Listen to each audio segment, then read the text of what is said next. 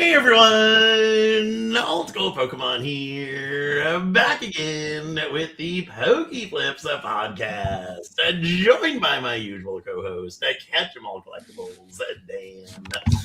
And today we've got PK and Ponga joining us. How are you guys all doing today? Oh, Nick, they're not very special guests. You always say very special guests. I don't know. I was rushing. We have the Fanatics Live KetchumAllCollectibles team joined by some random guy we found somewhere in the internet world, Old School Pokemon. So today, the topic of discussion is us Fanatics guys. We are giving away $30,000 worth of stuff tomorrow. This stream, you are going to hear about that stream tomorrow a lot. I think Nick may or may not have something going on Pokemon Day as well. But yeah, PK, Ponga, how are our very special guests doing today? Are they ready for the festivities tomorrow? You want to go ahead? I'll go. Yeah, I mean, ready.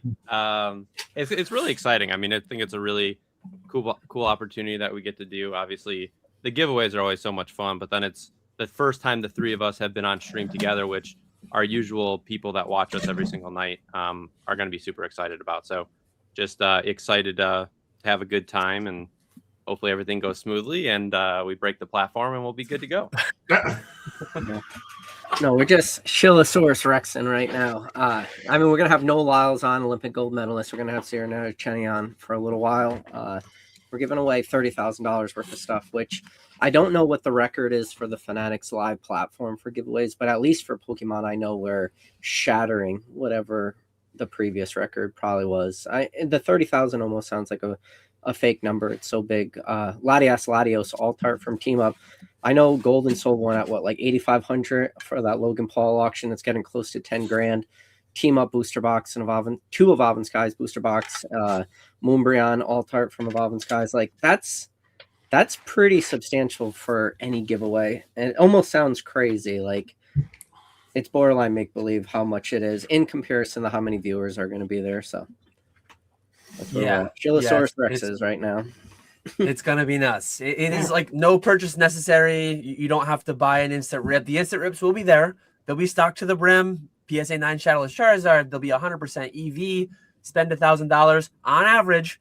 It is like ripping a pack. You can win, you can lose, but on average, if you theoretically bought all of them, you will get per card ladder values. You will get like the advertised amount.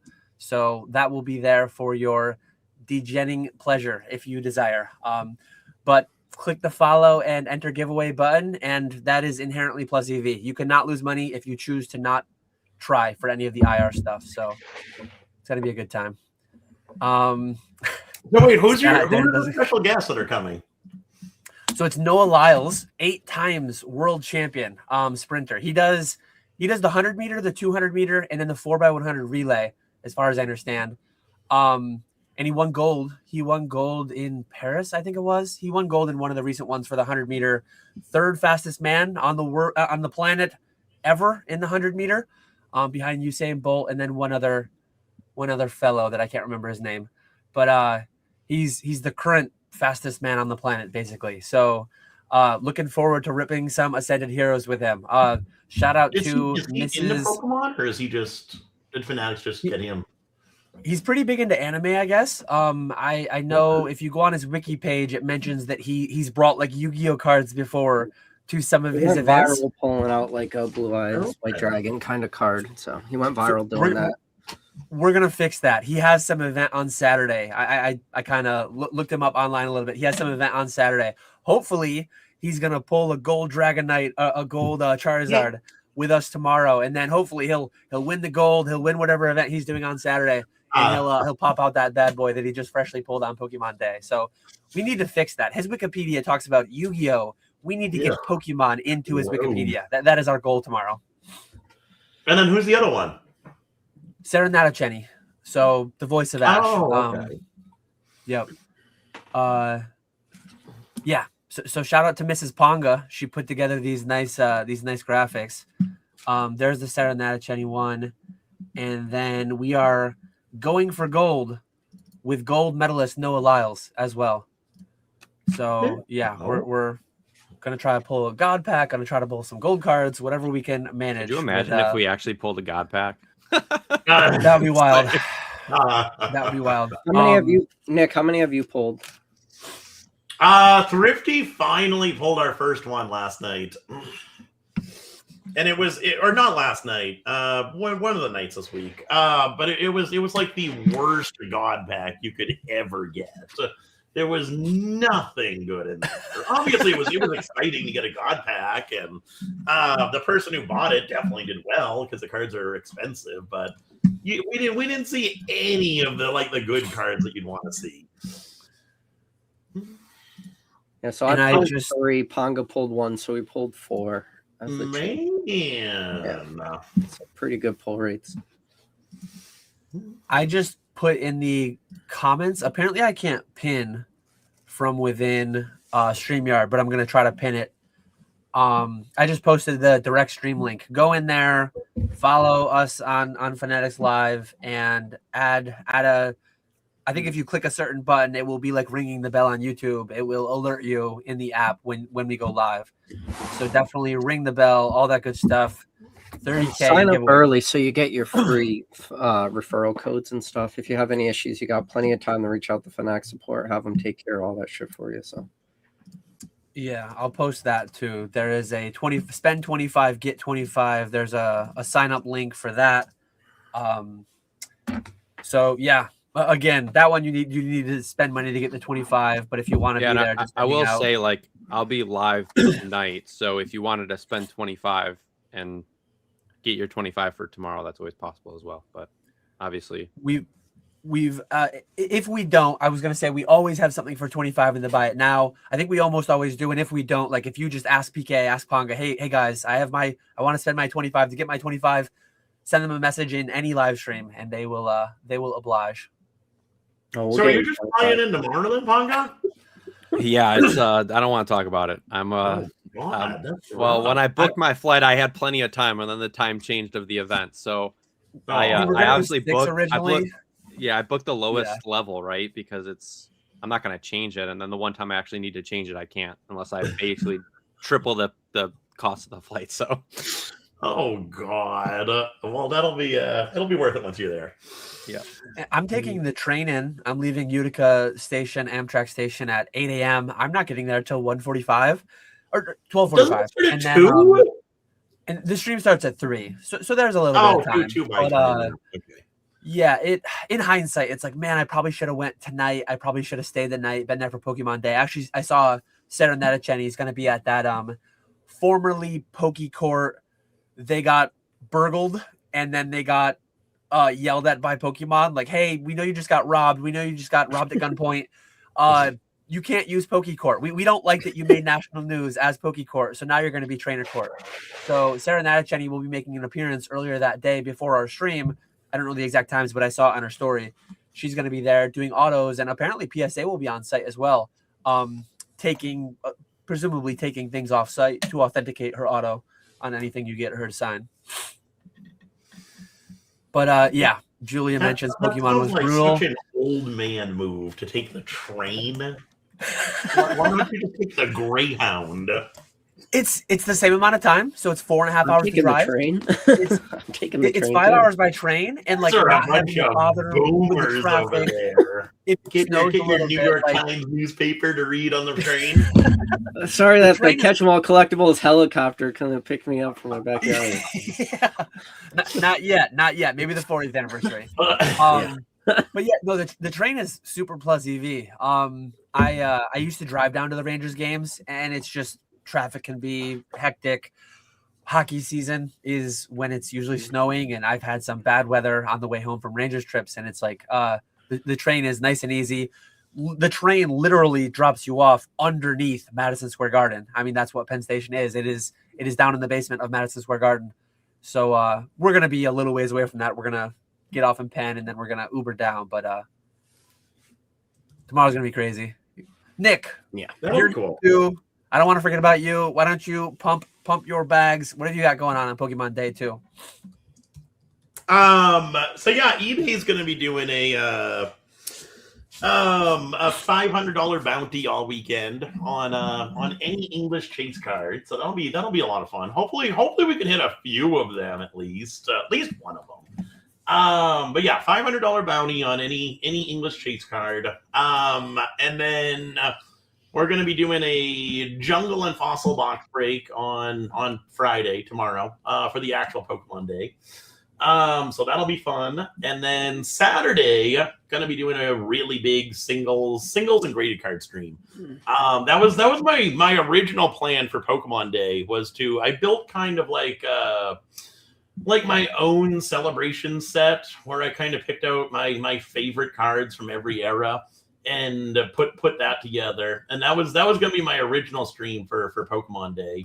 But then we added the jungle and fossil boxes. So I moved that stream to Saturday, and we're gonna be doing the box break Friday, single stream Saturday, and then because of the bounties that eBay has, we got a bunch of pop-up streams Friday, Saturday, and Sunday. So that'll be a lot of fun. I'm excited for it. How do they define like the hit card? Is it just the single most valuable card from any set, or? It's usually the most valuable card. Sometimes it's like the toughest card to pull from TCG Player, but most of them are the most expensive card. And does it go to the one that pulled it, or is it a random giveaway to anyone in chat while it's pulled? Yeah, no. So it'll be whoever actually pulls it gets $500 from eBay. And that's unlimited amount of times. So if we pull one of them and then the same person pulls another chase card, they'll get another $500, or a different person pulls that same chase card, they'll get another $500. And then they're also doing I don't really understand this one. They're doing like a sweepstakes type of thing. I think that's more so like the corporate where you have no purchase necessary type of thing. Yep. So they're doing the sweepstakes where you just sign up you go to the link, sign up with your email, and you get entered to win a $500 thing too. That's what they have to do legally to prevent it from being an illegal lottery, basically. So they're a public company. They're dotting their I's and crossing their T's with that. One thing that makes me immediately think of, and maybe I'm a bad person for it, but Blake's Breaks, just salivating at that. Like when, one thing that I think of immediately, I actually just bought a ton of packs. I bought over 1,000 of All My Skies packs, and I've got a lot more coming in of people breaking down Charizard UPCs. And wasn't it Charizard UPCs? And then there was some collector's chest tin thing too that had like the juiced Silver Tempest packs. Oh, the lunchbox tins, yeah.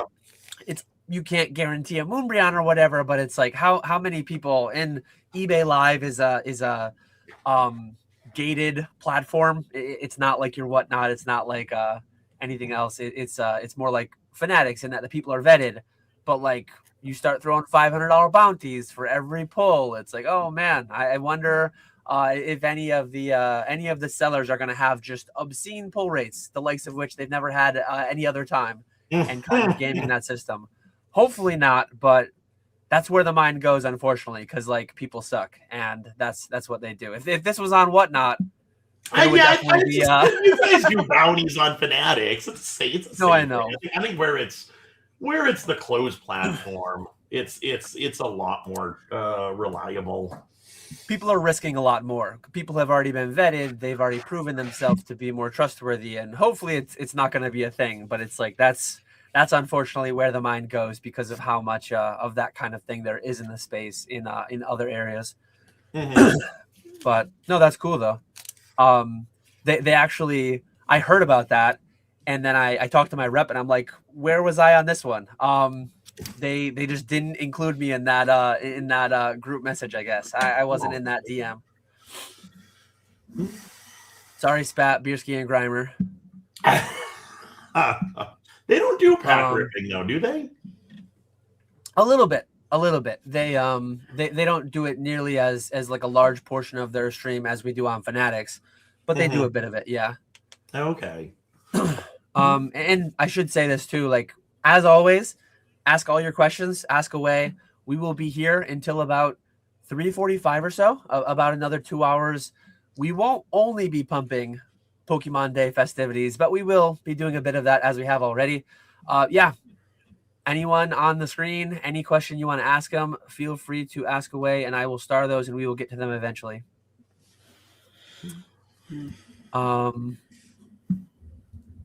Stephen Kassoon said there was a rumor that Best Buy had Silver Tempest God Packs back in the day. Anyone verified? The only way that I was familiar was one of the lunchbox collector tins had them, and then the Charizard UPCs had like Evolving Skies packs that were kind of hot. We opened some of those at Rusty's a couple years ago at Charlotte Collecticon. Those are the only 2 SKUs that I was ever aware of. I don't know if you guys have any more to add to that. There were sleeve blisters. Best Buy, Walmart had them. They were batching things. It was either you got it or you didn't. It wasn't just a Best Buy thing. It wasn't just a Walmart thing. It was just if you got lucky. Same thing with the tins, which it brings me to the conversation. I've had it before. I've always had a thought in my mind of how like reprints worked. I never thought reprints were product specific. I always thought like, okay, they had a product, they have like a big bin of Silver Tempest packs, because it was, you got 2 Silver Tempest packs for the tins and 3 Paldea Evolved. And I was just like, okay, they had a bunch of extra Paldea Evolved. They had a bunch of extra, Silver Tempest. They put them together. The same thing with like the Arceus figure collection box. I had Cosmic Eclipse. It's like, this is what they did with the extra Cosmic Eclipse packs. After that, it's changed the way that I thought about it, where I believe that products are actual prints for each individual product. And then it helps if you watch the Millennium Print Group. They have like on their website, when you go in, you see the single product SKU, which makes me believe that they get packs printed per SKU, which changed the way I thought about stuff. But I guess that makes more sense, because otherwise you need to just have unlimited packs for every single product. And how do you make sure that this pack goes in this product? It's just too logistically nightmarish, which I never thought about before.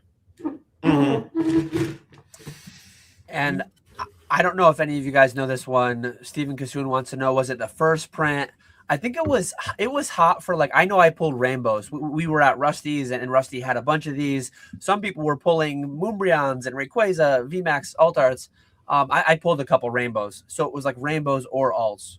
Yeah. I pulled a rainbow. I believe there was 4 Moonbreons were pulled and 3 Rayquazas out of 120 packs Rusty handed out. So, and then I hit a rainbow. Grimer, we let Nick had his he overviewed what he's doing on Pokemon Day as well. The $500 bounty, the fossil, the jungle. Nick's got good stuff going on too. Just not quite as good, I would say. We do have Spats. There's no backlog for questions. Man, just coming in here, dropping $1.99. He's doing the pay to play. Spat, KetchumAllCollectibles, eBay Live Mega Stream, 7 p.m. tomorrow. So make sure you don't leave us until we're done over on Fanatics. We will have Sarah Natacheni. We will have Sarah Natacheni joining us at 7 p.m. So Spat, maybe you'll have a little bit of a cool warm up, but we will definitely not shout you out tomorrow. We can shout you out today though. We're going to be. Can you imagine if we shouted out a competitor? That would be wild. That would be wild. And Fanatics, if you're listening, that is not happening.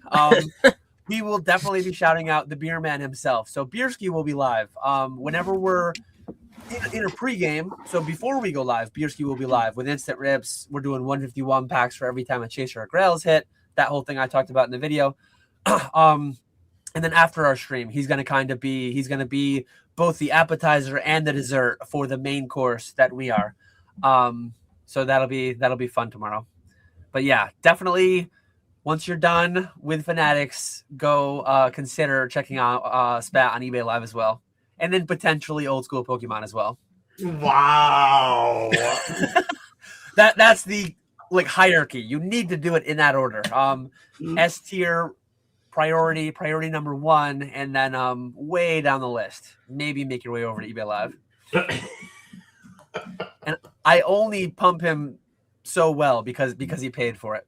If he hadn't paid the $1.99, it would have been only $1.99. Not even $1 per person on the screen. What are we doing? Oh.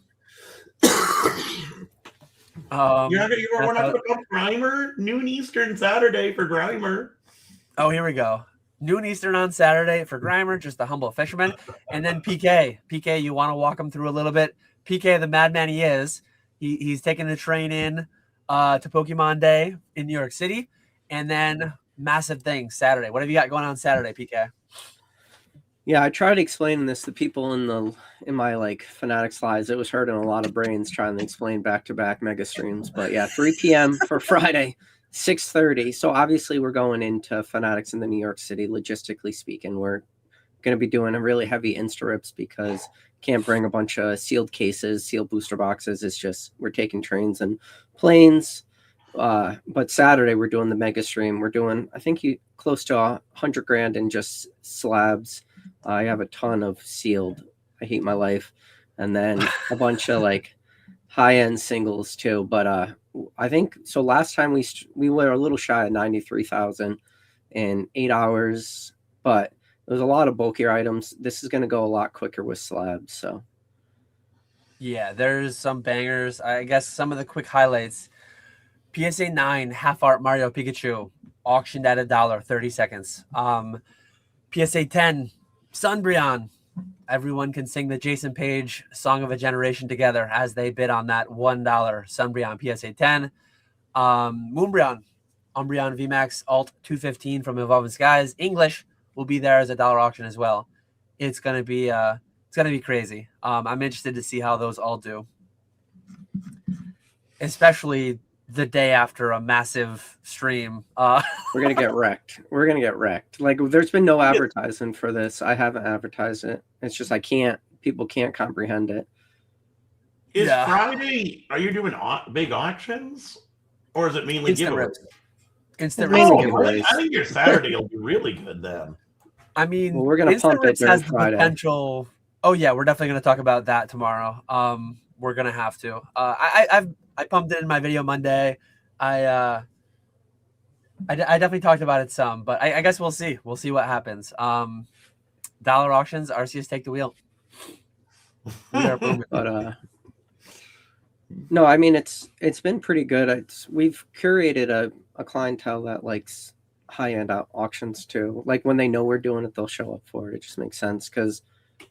And there's a nice artificial floor in a sense too that people that are in there they're not going to let a lot of stuff go for less than 70-80% because that's just like giving up free money, right? It's like hey, you could just buy this for 80%, make 5% all day. There's some people just at volume they can make a couple grand in a stream like that. So there is an artificial floor, and then the people that aren't the buyers who don't care about stuff like that, they just won't buy that stuff. Yeah. I've literally in the past, and I'm sure I will in the future too, potentially from Saturday, I've bought back some of the slabs for profit from the people. Like we dollar auction it. In a perfect world, I would love to get 100% of market, 105% of market or more. But sometimes, I mean, you auction hundreds of items, you auction $100,000 of GMV. Some things will slip through the cracks. Some things will go for 50, 60, 70%. And some people literally buy them and then sell them back to me for 90% of card ladder. And that's a potential opportunity for a savvy. You mentioned this. Yeah, you've mentioned this before. If you were a savvy buyer and you had good like ways to exit out of stuff, you could, in theory, have a full-time job. Just always 100% of the time have 4 monitors. You have Fanatics, eBay, Drip. You have multiple streams up. Maybe you have 8 monitors, and all you do is just buy. And if you were really like not a collector, you were just very business focused, and you were very like what's the word I'm looking for? You were very like just I don't know what the word I'm looking for. You were very just like you knew your ceilings, you knew your floors.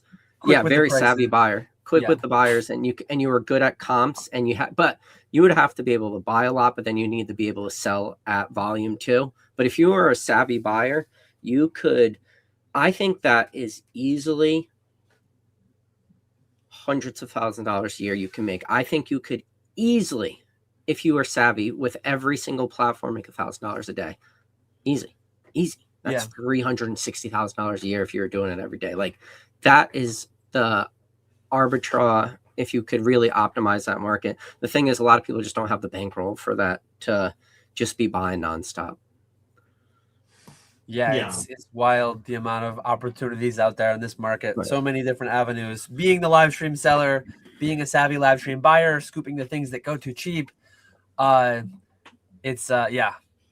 Pokemon provides, RCS provides. UAP had a comment here. Not really a question, but I think it's an interesting comment that it would be interesting if we all went around and gave our opinions, thoughts, feedback. Rusty made a video yesterday where he's sending out a couple of base set booster boxes. I believe a blue wing and a green wing. He's sending out a first print of all this guy's booster case that's going to be broken, and the individual boxes will be graded and labeled as such. They'll be labeled as like first print boxes. And then he had a second print, unlimited print, whatever you want to call it, the cases that don't have the for sale, don't release by whatever the date. So yeah, what are your thoughts on booster box grading? Is it about time? Do you think you'll ever grade and or collect graded booster boxes yourself? Business, collector, any angle you want to go. If you guys want to go around and let me know what your thoughts are on that. I'm excited for it. I think it's a long time coming.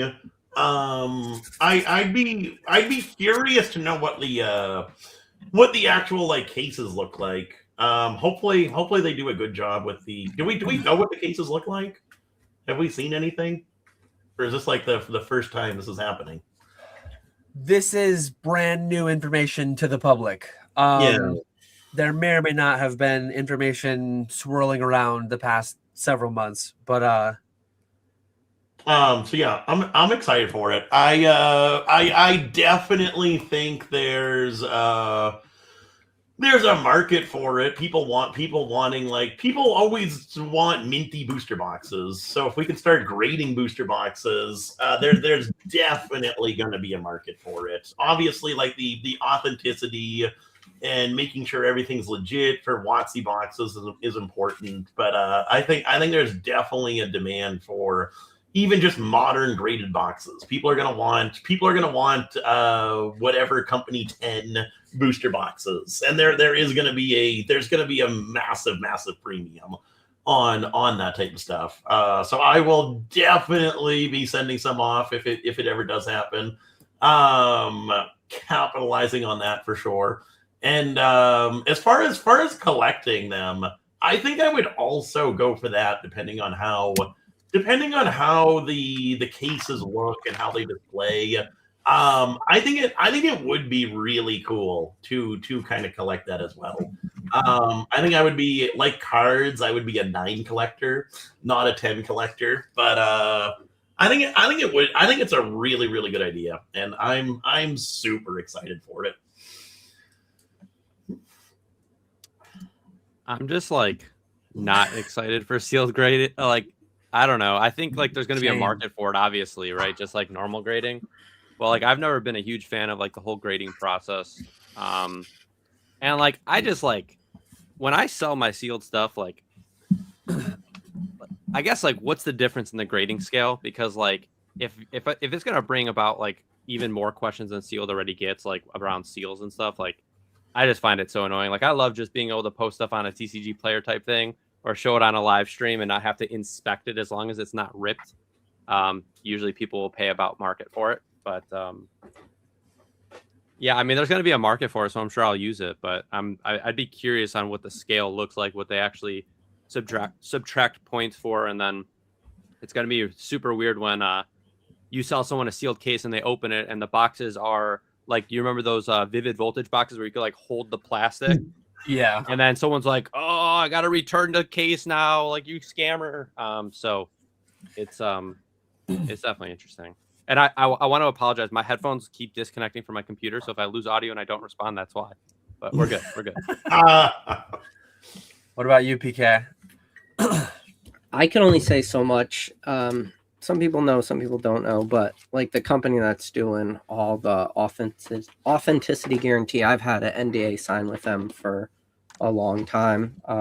I can't like talk about what I know. I can't talk about any of the processes or anything, but I have been brought on like for consulting on real early on, nothing really lately, but just talking about like the CT scan and like, so it comes down. It's always was funny too with the CT scanning because you remember the internet goes very, it moves one way to the other. Like everyone's like, it's the death of the hobby, and then everyone stops talking about it. I always thought it was funny because people stop talking about it, and then it's like almost like it stops happening. Like they want the company to go out of business, and that's just not the reality. It's just, companies refining down their processes. And I was brought on real early on, like just kind of talking about what to look for with the potential of this coming down the line and what that would look like and what would be the services that would be provided and stuff. Like I said, I haven't been part of those conversations in a while, but I do have an NDA with them, so I can't really talk too much on that. But as for like the graded premium, there could be a graded premium, but there's risks with any technology. My only fear would be that companies like that, they need to be stress tested. And I just don't know if there's been viable stress tests, when it comes to sealed fake boxes and stuff. I think people live in a world where they think things are harder. I could go off on a whole tangent, but like the people that say, I only will buy from people, like we only do loose packs, right? Like this is a perfect example. We only do loose packs. Why? Because we give people their cheapest option to open up packs. If I were to open up 36 packs of Oven Skies, it's a lot cheaper than if I were to open up from a booster box. In fact, we save our buyers like $1,000. People will say, well, I only open from booster boxes because I know it's legit. And it's like, okay, time out. So you're telling me I would take the time to reseal 36 booster packs, but I wouldn't spend the extra 30 seconds to seal that in a booster box and get $1,000 more. But you're telling me I'll spend the time to do the 36, but not the 30 seconds to put in a booster box, which people are like, oh, but there's like the wrap and everything. And it's like, people just don't realize that the wrap exists in a lot of products. Like there's a lot of oversized products that exist. Wizard of the Coast wrap, Magic the Gathering booster boxes. There's a lot of old Wizard of the Coast products people don't even know exist that have Wizard original wrap on, oversized. Same thing with Pokemon. There's a lot of products. Heck, I got a product right over there. I could show everyone. Real Pokeball wrap that's oversized out of booster box to go in. It's just like, I've always laughed at that. Like I don't know if it's a uneducated market or like people kind of just live in like a little thing, but there's a lot to be worried about when it comes to boxes and what a good resale could truly look like. And I don't think people know that. And like I've been quoted on some of like the company that's done the CT scan. I've been quoted, like I've seen the back end of like their software. I've been able to like go in and see like what it looks like, the scans and everything. And I've been quoted on some of their articles too. You have to go digging for them, but they've have direct quotes from me on like some obviously fake Phantom booster boxes that were purchased off major auction platforms and stuff. So that's all I can really say. No actual technical details. Yeah, to me, it's interesting. Rusty is kind of publicly being a guinea pig. I had the opportunity to, in hindsight, maybe we'll pan out to where we're booming, everything goes up, never punished, always rewarded, blah, blah, blah. I probably should have sent a couple of All This Guys booster cases. I probably should have sent a Destined Rivals booster case, whatever. The premiums will probably be silly, especially first to market. But we'll see what happens. I'm going to kind of follow along Rusty's video vlogged journey, I guess, and see how it goes. But I think it's significantly more likely than not that I at some point will be diverting a couple cases of maybe not every release, a couple cases of certain releases straight to there, fresh from distro. I'm gonna hope we don't get the saggy bag type scenario, because the way that I understand it from Rusty's video, you have to send a sealed case. They'll be the ones opening the case. That's how you'll get the first release. So yeah, you won't be the one opening the case. They will. That's where sealed cases will have some amount of a premium. It'll be some amount of attrition. So the people who opt for the grading will be opening a lot of sealed cases, and the people who don't opt for it, there's two interesting angles. And it's like, bless Arceus, bless the Pokemon hobby in general, because it's like, if you go for grading, you'll probably get a premium. If you keep it sealed and you don't, you'll be one of the ones that like you'll have lower pop sealed cases. because the people that went for grading sent their sealed cases. So you'll probably win on both sides. Like the fact that more companies are putting more cardboard and plastic will just create money out of thin air, because that's what the Pokemon hobby is. It's crazy, and I love every part of it. So I'll probably double dip in that. I'll probably if you've got an uglier case that you're pretty sure like the boxes are pretty clean inside, well, that's one that you'd more tend to send to get the first print designation, get the booster boxes. And this is big in coins. This is something in coins. First day of release, Silver Eagles, first day of minting, first day of issue, special labels, all that stuff. So this is a good pivot into a second portion of that question. How much of a premium do you think and I think it's CAS is the company, I believe. CAS. I could be wrong, but it's going to be alphabet soup, 3-letter acronym as always. And I don't know if they'll do video game type grading scale. I don't know if they'll do PSA BGS type grading scale.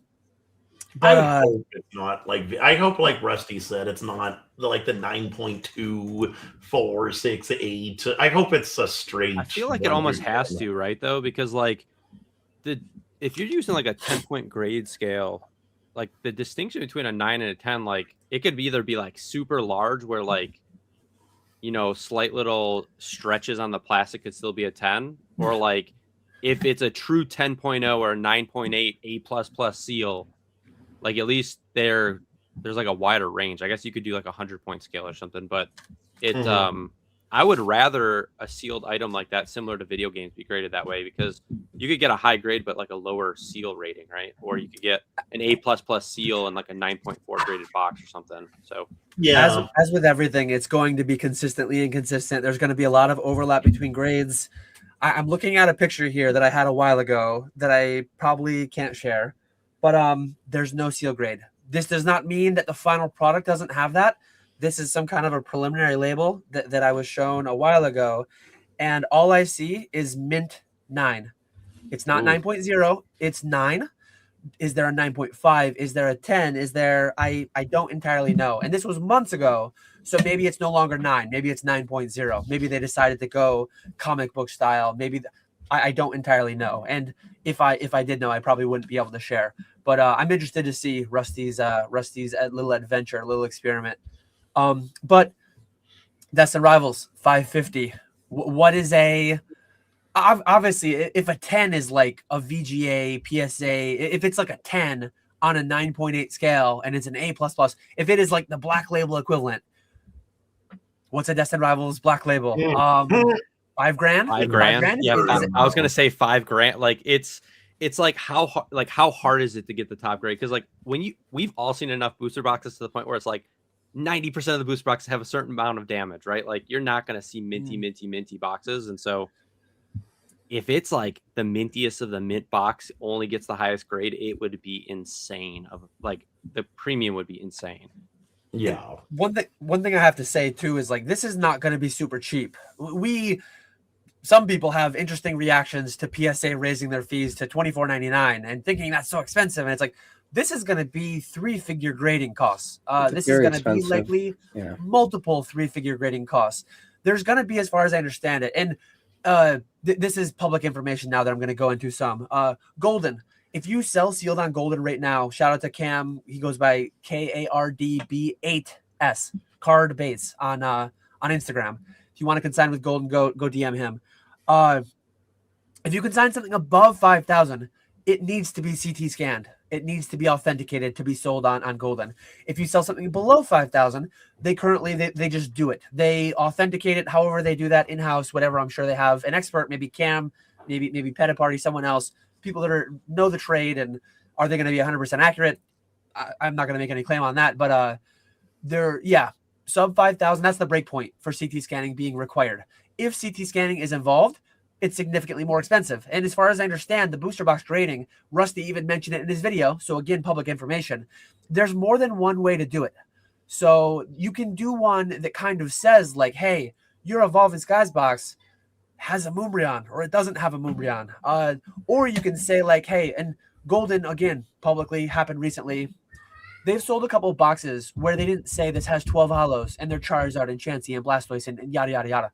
They just said this was authenticated, 36 packs, 9 to 13 of them having a holographic card. So there's like the base, the premium, and the deluxe model of grading that has more or less information.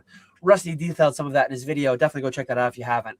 But the premium, the Cadillac, the premium model of grading will be hundreds of dollars, potentially even significantly higher if you're doing a Deoxys or a base set box or something very expensive. There might be like a percentage of market price tacked on as well. Like, hey, if you're grading a $100,000 box, we want a piece of that action. It's $500 plus 5% of the insured value or whatever. Like, I can see that. Probably you could just go see their price on the website, I'm sure.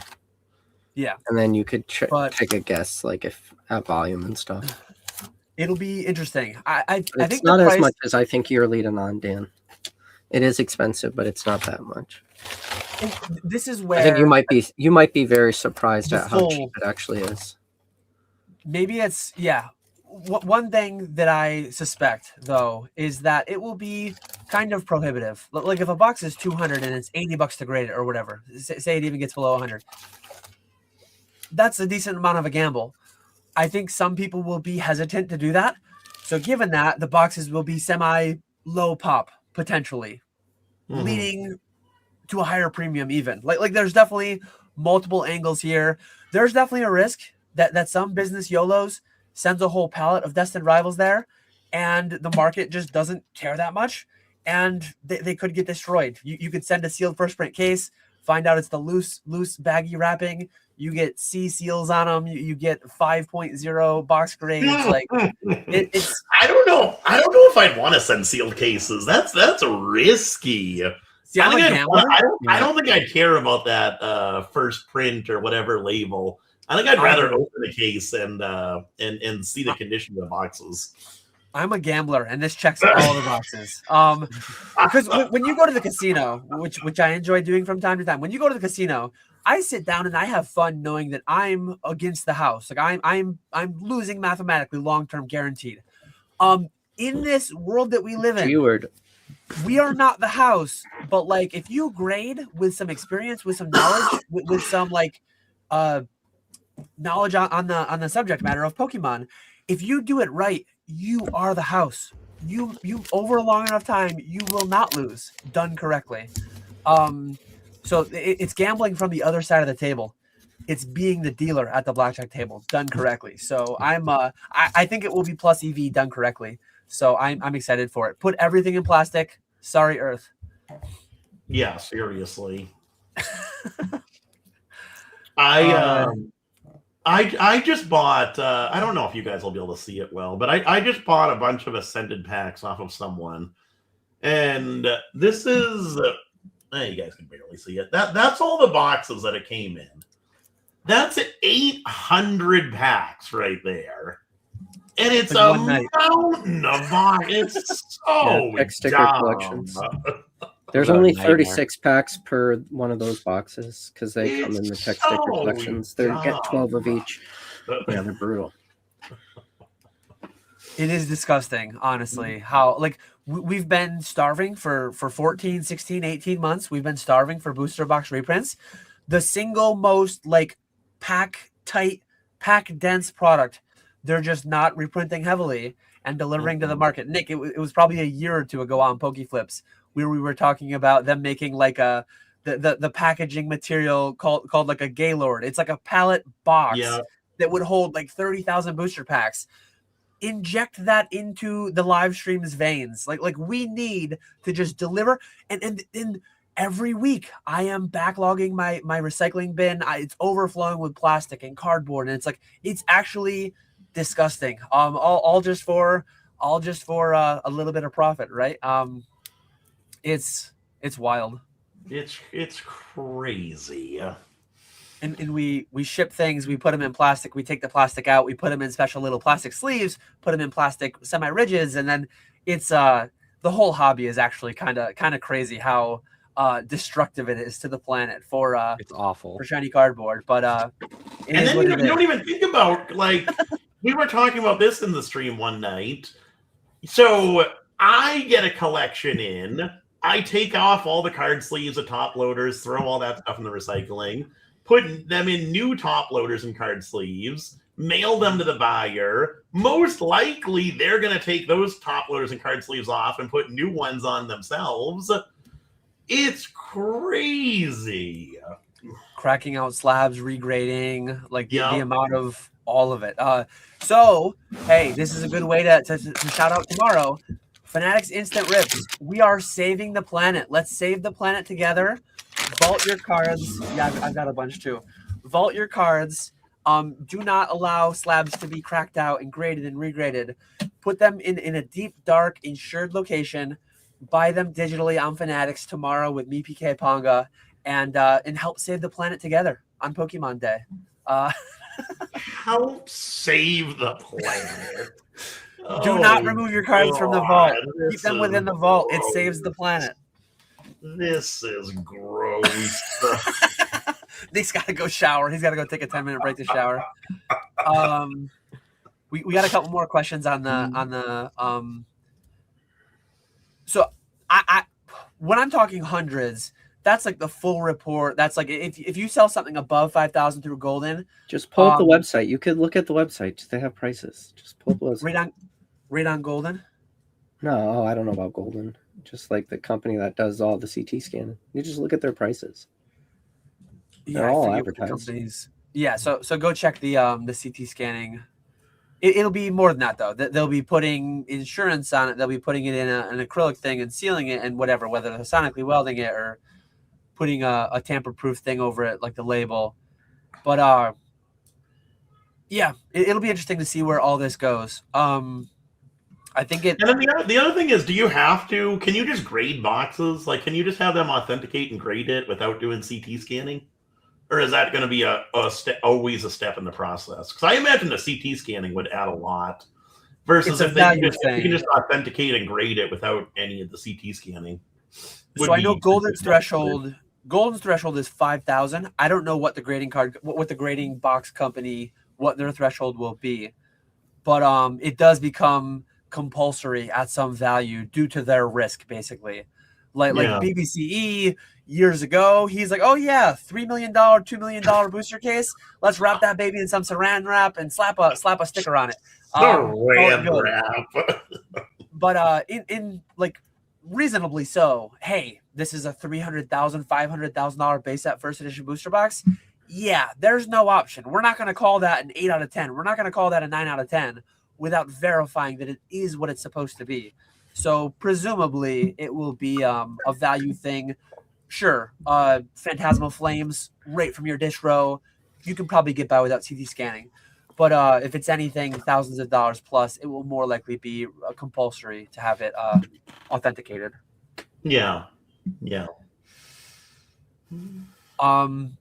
This question comes up like years ago. In a perfect world, I wish pack-weighing wasn't a thing. I wish piping wasn't a thing. I wish CT scanning wasn't a thing.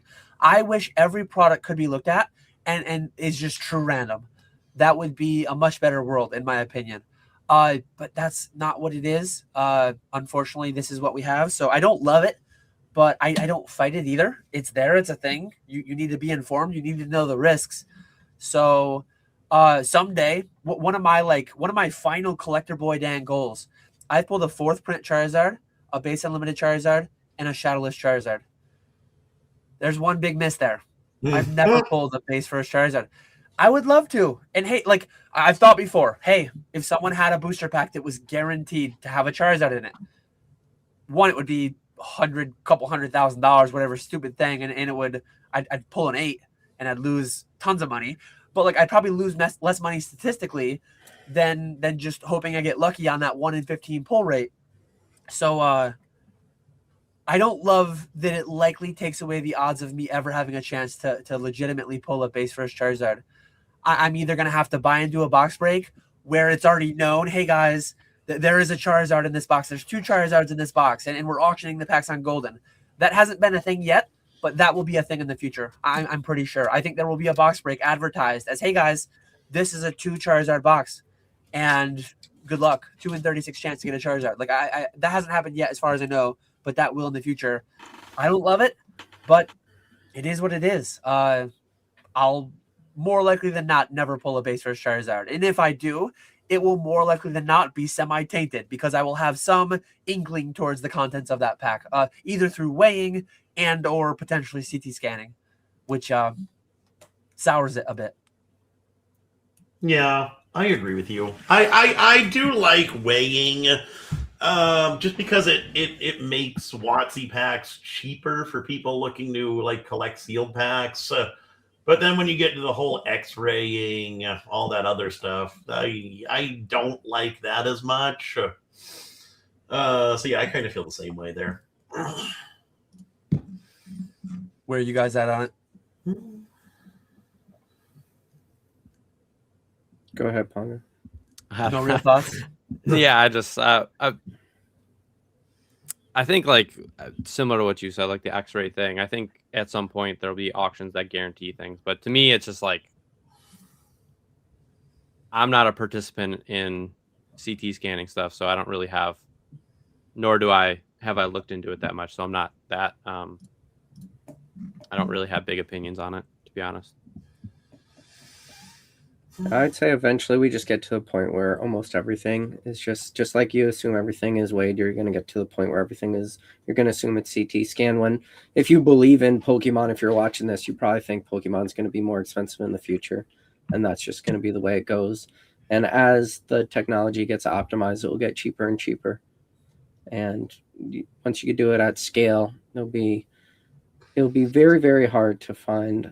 Right now, it's very easy to find unweighed, unscanned stuff. But I think, again, it goes back to the hyperbolicness of the hobby where everybody was talking about CT scan and then everyone stopped talking about it. And then it's like it stopped happening. It's like, okay, you think this company just went out of business yesterday and now they're coming back for booster box grading? Come on, guys. Like, let's all be serious. But then the amount of cards that or packs that have been scanned versus the amount that you're going to be able to readily go out on the market and find, you know, these scan reports and stuff. Good luck. You know, like when you send a card for scanning, that's your information. That is, you pay for that service. That is something you have, and it's on you to share that or not. And how often do you see it? It's just, I just go to the point where everything is going to be scanned in the future. That's it. Yeah. And that's the truth. And Nick and I have. I already bought scanned stuff and you don't even realize it because you bought it from a trusted seller or bought it from somebody else. And that trusted seller didn't know. That's the thing. That there are people out there in the community that I would trust that they wouldn't do anything to lie, cheat, or steal from but the me. people they buy it from. But it's like who they're sourcing from. You can't know all the way upstream. You can't trace these things all the way back to the factory. You can't know whether or not they ever entered the doors of one of these CT scanning places, or whether their neighbor is a nurse or a doctor and they have the ability to go in and CT scan. Like there's the CT scanning report ends with the seller. So once somebody sells it, you could have stuff that has been scanned twice. Yep. In theory, that's the kind you could have stuff that keeps trading hands and keeps getting scanned because every time it sells, there is no knowledge of the previous scan because there's no track record. And here's a good example. Like I trust that Golden would not deviously CT scan a box on behalf of a client and then sell it as, oh, we didn't look. We don't know if there's Charizards. There might be, there might not be. I think that they offer a couple different levels. They offer one that will tell you what's in it and one that won't. But how do you know the consigner didn't privately CT scan that box, find out there was a Charizard, and then say, hey, Golden, do the one where you tell me what's in it. Do the one where you tell everyone what's in it because they already knew there was a Charizard in it. Or they CT scanned it privately. There wasn't a Charizard. Oh, Golden, I don't want to spoil it for anybody. I want to do this the legitimate way. Do it the way where you don't tell anyone. Tell people that you know there's 8 to 14 hollows or whatever, but don't spoil the contents. Golden, in that hypothetical example, would not know the additional information that the consigner has, and there's just layers upon layers of like potential bad things happening. But yeah, arm yourselves with the information. It is what it is. In the future, from here until forever, if you're, and I'm never going to be a buyer for a base set first edition booster box, most likely. Hell, who knows? Maybe 40th anniversary, we rip one on Finance Live. But if it is deemed to be like, hey, we don't know what's in this, there's decent odds. Every day that passes, there's higher odds that that box was scanned to know that there's no Charizards, and then it's sold as we don't know.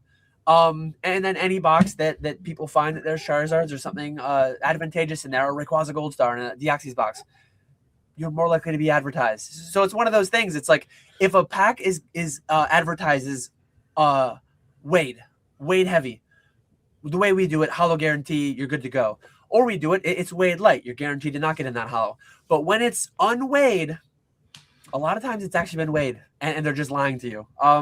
That's the same way with CT scan. Not CT scan. Could have definitely been. And there's nothing you can do about it. There's nothing that atomically changes about the box. There's no measurement that you can take on the box to verify whether or not it's been in a CT scanner. It's just like buying packs at Collect-A-Con when you go up and it's like, is this unweighed? And there's like, yes, this is unweighed. I'm like, did you source this as a kid in 99? They're like, oh no, I bought this from somebody. I'm like, oh, and they didn't weigh, and you could guarantee this to me? It's like, you could guarantee me you didn't weigh this, but the person you bought it from, like, you're not the beginning and the end of this. And I always found that funny too.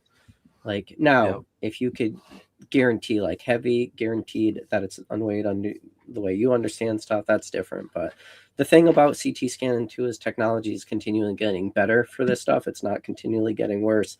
And the technology that will be optimized for this type of stuff, you know, it's a density thing too. So there are cards that will be more safe than others, because I won't talk about CT scanning, but I'll talk about like GPR, like ground penetrating radar and stuff. Like, it's all like dielectric constants, how quickly your signal could travel through one source and bounce back to the other. You have like a transmitter and receiver, not really quite the same as CT scans, but it works on like gigahertz versus megahertz scale. So billions of hertz opposed to millions of hertz. And, you know, you need a very small distance from scans in order to get high res scans for some of this stuff. So it's different technology is required for different stuff, like the different type of materials, because you're speaking of how waves travel through different material types. So you're talking through cards, and you're looking for changes in density. So cards that are in booster boxes versus case, there's more density, there's more, as your signal, you have a transmitter and receiver, as your signals travel through stuff is lost during that signal, you know, and then it's being able to like read what is on the card, and then you're looking for like shapes within the hollows and stuff like that. So none of this is proprietary. This is just like how a lot of this stuff works. But as the technology gets better, or as in anything, not just technology, but systems that are used to process the data too, as the systems, because again, you're using a third-party software to interpret the data, right? Like, it has to go through a software. As the software gets better, especially with AI and everything, like, you're going to be able to differentiate and post-process information better. So it's going to get worse way before it gets better for a lot of people. And that's just how things like this work. And this one kind of ties in well. I have a significantly heavy prismatic pack, suggesting a very high probability of being a god pack. How many of you would keep it protected and sealed instead of ripping and grading? I've had tens of thousands of prismatic packs pass through my hands. Just give me a reason. Why keep it sealed? I've never weighed, and I never plan to weigh a prismatic pack. The operation that we run, it can't be done. You can never sell that pack. Now that you know, you rip it. If you are like a known seller, and then say you have a heavy pack and you advertise a heavy pack, now I know to never buy anything from you. Yeah, exactly. And so like I don't even enter that field, right? Like, every pack is just whatever it is. Yeah. Because it's just so scary once you can never sell that pack. No. And you can never sell any packs. No one should buy packs from Secret Service. That is just a nuclear thing to even talk about. So we do have sales. We sell on our streams. We have available heavy base set Japanese packs, guaranteed hollow. We financially guarantee it. If you rip it, 50-50 And is I the way the boxes guarantee, work. G-word, they are not CT scanned. G-word. Yeah, these They ones won't say actually any. came from a chain of command, the original buyer, Home Shopping Network. I have the original box somewhere, and in the all the stuff from that. But yeah, that's like a radioactive. That is radioactive now, because you owning that, unless you bought it, I guess, if you don't really Where's sell. the premium in a pack like that, though? Where's the premium? Like, there's no premium in that. Oh, Nobody's I'm gonna- sure there's definitely a premium. I don't think there's You a could premium. probably- Like, couldn't it just be like an extra Compared to card? a regular Like, prismatic pack? No, That's the you thing. have to guarantee a god pack. Like, that's, as a seller, that's such a scary guarantee you're giving somebody. You'd be able to sell it to some with a guarantee. You'd be able to sell it to somebody who would make a TikTok reel or whatever out of it, I'm sure. So it's a hypothetical I would never find myself in, because I don't weigh prismatic packs. I only weigh vintage stuff to sell guaranteed hollows. So I would never find myself in that. But if somehow I did, if someone gifted me this, I would just rip it. I would record it and I would rip it and I would see what happened and grade them, and you'd probably get more money than selling the pack anyways. Mm-hmm. But yeah, very dangerous question. Here you go, Nick. Combat Cold Cuts wants to reach out to you. Shoot me a message on Instagram. Instagram over Discord for short. That was a quick one. Here's a good one from Krabby's Cards. So what announcement would each of you most be excited about tomorrow? So tomorrow, 30th anniversary, Pokemon Day. Pokemon is probably going to do a Pokemon Nintendo Direct, Pokemon Direct, whatever they call it. They're probably going to announce something. Is it Gen 10? Is it some new video game? Is it some new set? What's your guys' dream scenario for tomorrow? I mean, I think most of stuff's probably leaked, right? So is it? I mean, I don't even know. Yeah, go ahead, Nick. What'd you think? I didn't hear. What I was you gonna said. say most of the stuff, like with directs, Nintendo Directs in general, their stuff usually leaks ahead of time on what they're going to be covering. So, oh yeah. Yeah, I just want to hear what the 30th set's going to be. So they better talk about that. If they skip that, I'm going to be so bummed. I mean, what info would they actually give about it though, right? Because like it's not going to come out for months and months, right? So, what are they going to announce? Like the set name? Whether it's going to be Johto tag teams, like a celebrations. Just tell us it's going to be Super Smash Brothers collaboration. We're going to get cosplay, Pikachu, Donkey Kong. I'll refinance my house if that happens. That's my dream. That is my dream. The one that I will sell everything for a while to liquidate yes. that. So there's my dream for tomorrow. Yeah, I was going to say just put clothes on Pikachu, but yeah, the dream collab. Put Nintendo clothes of all IPs, all franchises under the Nintendo umbrella on Pikachu and on Quaxley and on whoever else. Every Pokemon can wear clothes. Every Pokemon. But yeah, it'll be interesting to see. Aside from the $30,000 in giveaways on Fanatics Live, it'll be interesting to see what else tomorrow holds for us. No, but I am excited about, like, I enjoy playing the Pokemon games. I've been playing them on our Instant Rip stream, so I hope they have the Gen 10 announcement at some point, which I think is rumored to be happening. But dude, I mean, Fire Red Leaf Green's exciting, but if they could re-release the Gen 2 games and allow me to play it on my Switch, which yeah, you could download emulators, blah blah blah, but something about just playing it on like official Nintendo whatever, or like the ultimate goal, right, would be just put every Pokemon game ever on the Nintendo store. Don't even do it the Switch Online. Make me pay for it, because they're not going to give it to you for free, right? Let me pay for it. Yeah, let me give you a couple $100 for every game ever, and I just have it in my hands, no matter, when I want to play. It just let me pay you. Let me pay you. Shut up and take my money. This one kind of hurts because, like, I forget if it was last summer or 2 summers ago. I owned at one point 3 full art Mario Pikachus when they were like $6,000, and I bought them, and I was doing like a little short term speculative play. I was kind of trying. It was actually when the eBay Vault was out, so it must have been a couple years ago now. I was trying to do like a little momentum play. I was trying to make a little money on them. I sold them 3, 4, 5 months later for pretty much break even. I might have made or lost 5% or less. And now that card is $30,000, nearly $30,000 in PSA 10. 3 days ago, it sold for 28. Yeah, on Sunday night. So, bit painful. It is what it is, though. We booming. I'll spill all the sauce right there. Forget booster boxes. We want graded sleeves. Put everything in plastic. I need my plastic in plastic. Yeah. Let's see. Here's one. Will Evolving Skies surpass at least one WotC Unlimited box by 2031? So by the 35th anniversary, will Evolving Skies boxes be more expensive than any WotC Unlimited box? What's the cheapest WotC Unlimited box? Probably that was base going to 2. be my question. Gotta be base 2. Yeah, I was going to say Probably base base 2 2. or maybe Unlimited Fossil. And I know last time I bought base 2 for when we were breaking them last year, we broke one in April or May, whenever it fell. I think April it would have been. Base Jungle, Fossil, base 2. I paid 10, and I want to say they're like 15, slightly more than 15. So they're like 6 times what an Evolving Skies box is right now. I don't see that crossing. Might be cheaper then, because I think it was 12.8 for my boxes. Oh, okay. So like a 4 to 5x.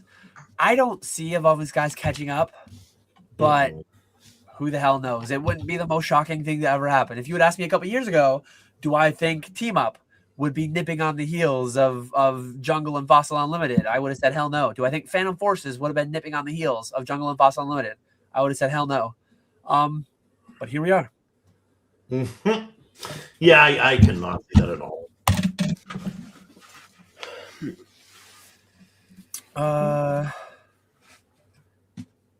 Here we go. Ditto Factions got another around the horn style question. In your current state of investing, do you focus more on an exit price of an item or watch growth rates and decide to move when things go stagnant, or both? Sell it all. That's what I'm doing. Sell it all. Margins, volume. Margin, volume. Just sell it all. I don't want to hold anything right now. I'm holding stuff like PC stuff, but he was asking about investing. So PC, I separate from investing. Like, I'm fine with holding PC stuff, but investing, I'm not really investing right now. Why am I going to hold on to something to make 100% in a year if I can make 5% a day? Like, that's crazy for investing. Margins. Are you selling all your like Sword and Shield stuff? Or did you already sell? No, I'm not selling that stuff, but I'm not investing in. That's a lot of just collection stuff. No, like your I guess it is investing. You bought years ago. Yeah, I guess it is investing, but more focus on an exit price of an item or watching growth rate and decide. I guess that does change stuff when it comes to volume then.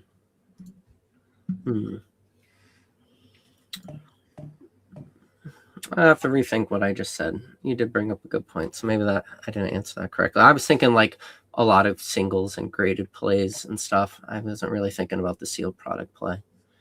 For me, it's a bit of both. Like if you have a good if you have a good idea that you think an item is going to flatline for the next couple of years, like that would be an obvious candidate to move off and go into something like. Generally speaking, I have not been aggressively buying Prismatic for the long term currently, because a year ago I could have bought it in mass for $12 a pack and we were selling it for 14 or 15. So generally I thought that was going to be stagnant, flat, maybe even down over the coming year. So I was generally not entering it yet. And something like your Crown Zenith, I was entering heavily. I thought that was going to have some kind of an increase. I thought that was going to have some price action. I didn't think it was going to be so aggressive so soon. But and now that Crown has kind of hit where it is, I've offloaded some. I've bulked off some. Not what's on the pallets, but like what's not on the pallets, what's not selling in the live streams. I've sold a couple thousand Crown Zenith packs at $20 a pack. Do I not think it's going to be $50 in a few years? Someday it'll be $50. But like in the short to intermediate term, I just liked other things better, if that makes sense. And I do all that like based on vibes generally.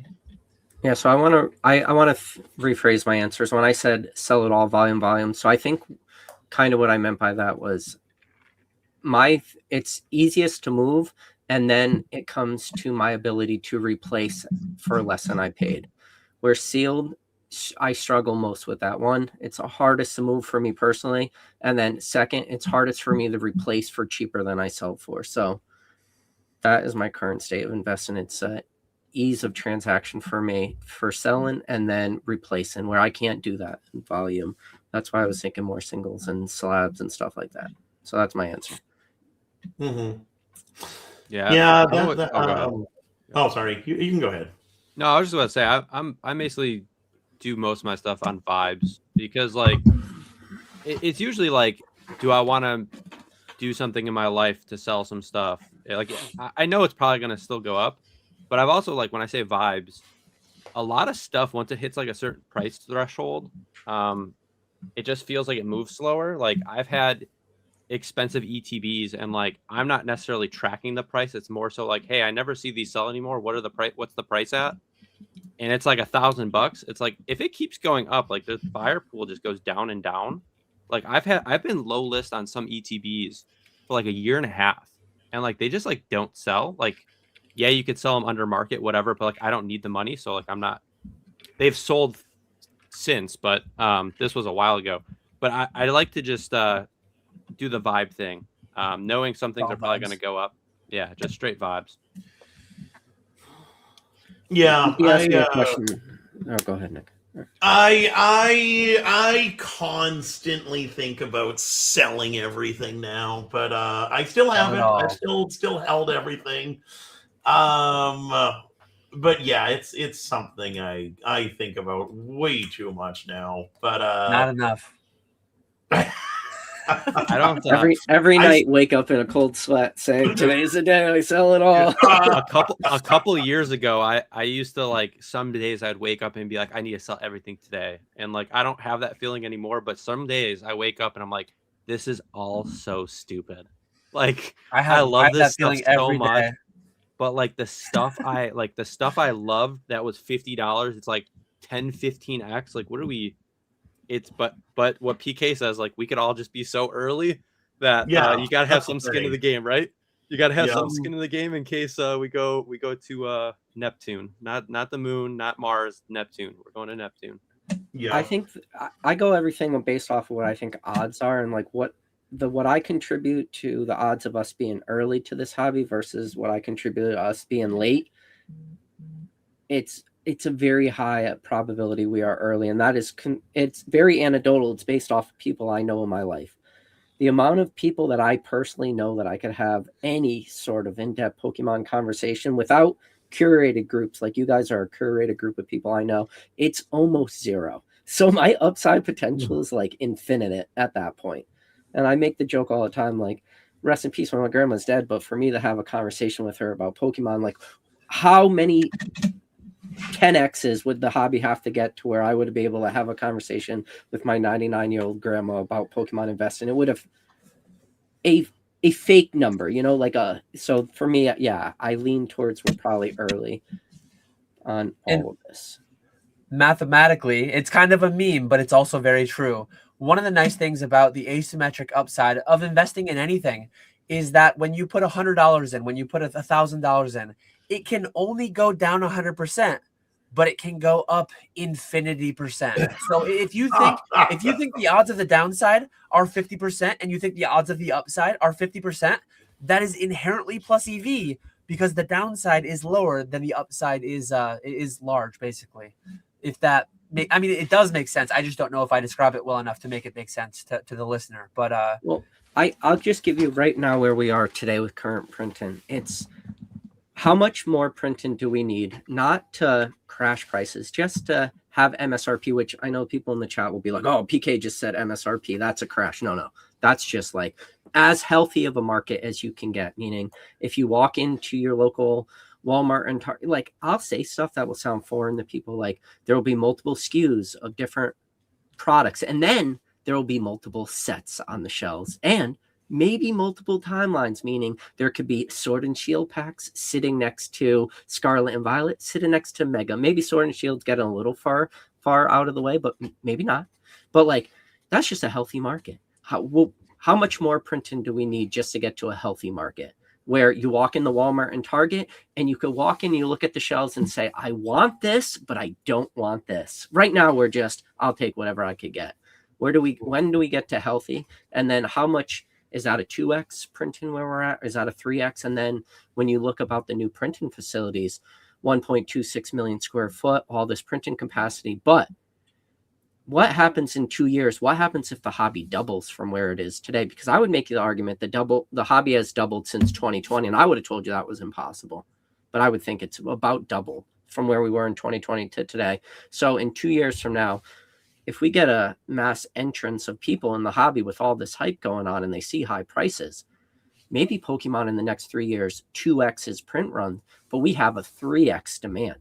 So I don't have a crystal ball, but I think Pokemon right now is strategically doing every single step that made sense for them. What's the very first step? If you were in a boardroom and you were just talking about the hobby, what's the first thing you're going to do is say, we can't print enough, because Pokemon's come out and said we printed in the max capabilities. Okay, they can't print enough. What's the very first thing we need to do? We need to go out and get more printers. I bet you they looked at all available printers, all available companies, and said, no one is situated in ability to meet our demand. So what's the next thing you have to do?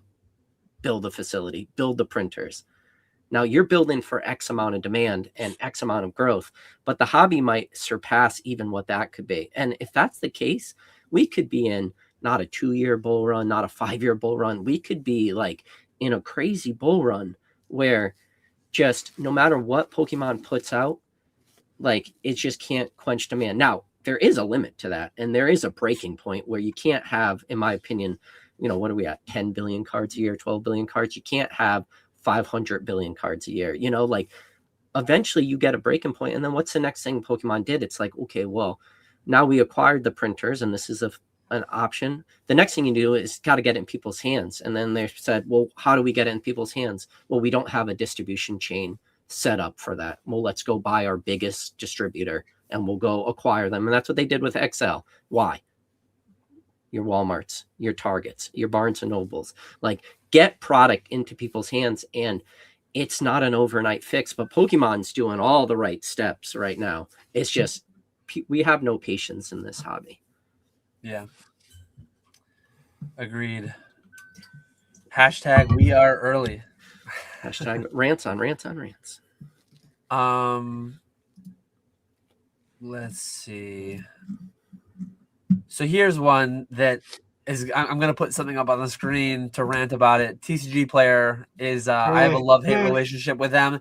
I love that I can use their pricing to like price all the packs for the live streams and price my buy lists. And so I use their pricing for a lot of stuff, but their pricing is so horrifically flawed. Here is the Charizard UPC. Let me see if this will work. Yeah, if I scroll in here. So according to this, the market price of the Mega Charizard UPC, not the original Charizard UPC Sword Shield era, but $80. Earlier this morning, it was $40. I made a joke post on Instagram that I'm buying these things at like 300% of market price or whatever.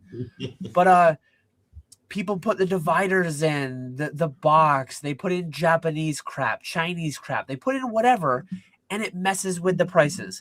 Sometimes they put in actual sealed UPCs for $1 that clearly they're not going to ship you sealed UPCs. But I hate that this is a thing. But yeah. Clearly, there's multiple conversations we can have here. How terrible of a site TCG Player is, how hard we're booming.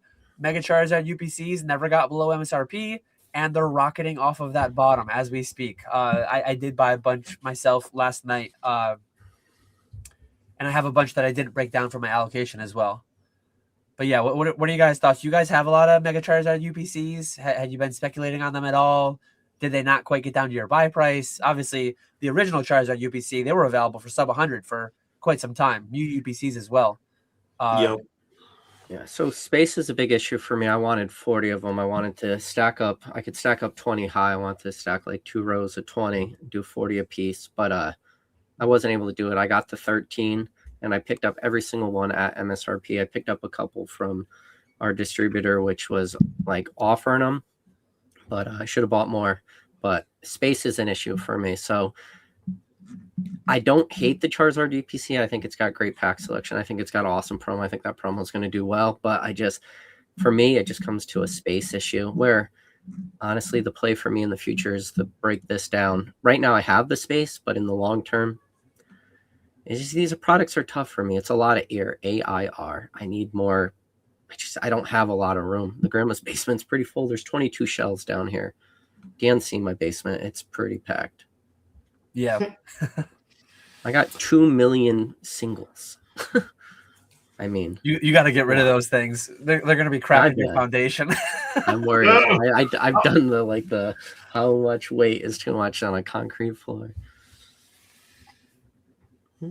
Yeah, I'm surprised we didn't see lower pricing on that Charizard UPC, especially with when we were starting to get all the Costco drops. I thought for sure they were going to dip down further, but we just never saw it. Luckily, I did set back most of my allocation that I was originally setting them back for next December's one of next December's daily deals. But we'll see. I might just keep holding on to them. But yeah, luckily I did hold on to most of mine, so I'm happy about that. I do like everyone. I wish I was able to get more. But I am decently happy with what I have. Yeah, I think I have like 10 to 20 of them or something. And similar to PK, it was just like I saw them in stock, kind of sitting there on like a Target or something, and just picked them up. Why not? The risk on that is not very high. But I did think it was gonna, market price where you could buy them in bulk was gonna go down a little bit further. It kind of held that resistance point around like I don't know, what was it, like 140, 150-ish or whatever it was, like just slightly above MSRP plus tax. So I didn't pick up as many as I want, but I did see Dan post that he's buying them on Instagram. So whatever, I'll pay $1 more than Daniel. So we'll, or Dan could negotiate the deal, and he'll make $1 on each one that gets sent to me, I guess. I don't know, but I'll pay $1 more than him because I do think it's a really good product. And like PK, I mean, you hold the first Zard UPCs, right? You have prismatic UPCs. You have 151 PC UPCs or SPC, whatever. There's just a lot of ultra premium collections, super premium collections, and it's like the density of that product. It's like if that product does really, really well, the booster box cases, I also have that take up such a smaller footprint, are probably going up just as much. And if it doesn't go up just as much, I'm probably still happy, right? And then it's like the shipping and the logistics of shipping, 100 UPCs. It's just not a good time. So yeah, yesterday I actually bought 144 of them. Let me get some. Let me get some. I had somebody send me a link, brutal. and please don't send 144 of them. No. Like, this is how I'll I take get 100. Let me go. Most will be broken down. They might be set on a pallet. They might be one thing that's going to change later this summer. I've only talked about it a little bit. At some point, there will be a video. There will be more conversation around it. But I'm building somewhat of a little warehouse. I'm building somewhat of a little bit of a warehouse. I'm going to have a lot more space. I'm going to have a lot more room for activities, including and not limited to breaking down mass breakdowns of products, big collection buyouts, more of the airy type stuff, and short to medium term speculating on these more airy products. Historically speaking, I would have loved to keep more Celebrations product sealed, but so much of it I just had to break the packs because of space. I would have loved to keep more Zard UPCs and 151 UPCs and these UPCs. I would love to keep more of them. I just am limited on space, and space will be less of a limitation in about 6 to 8 months, hopefully.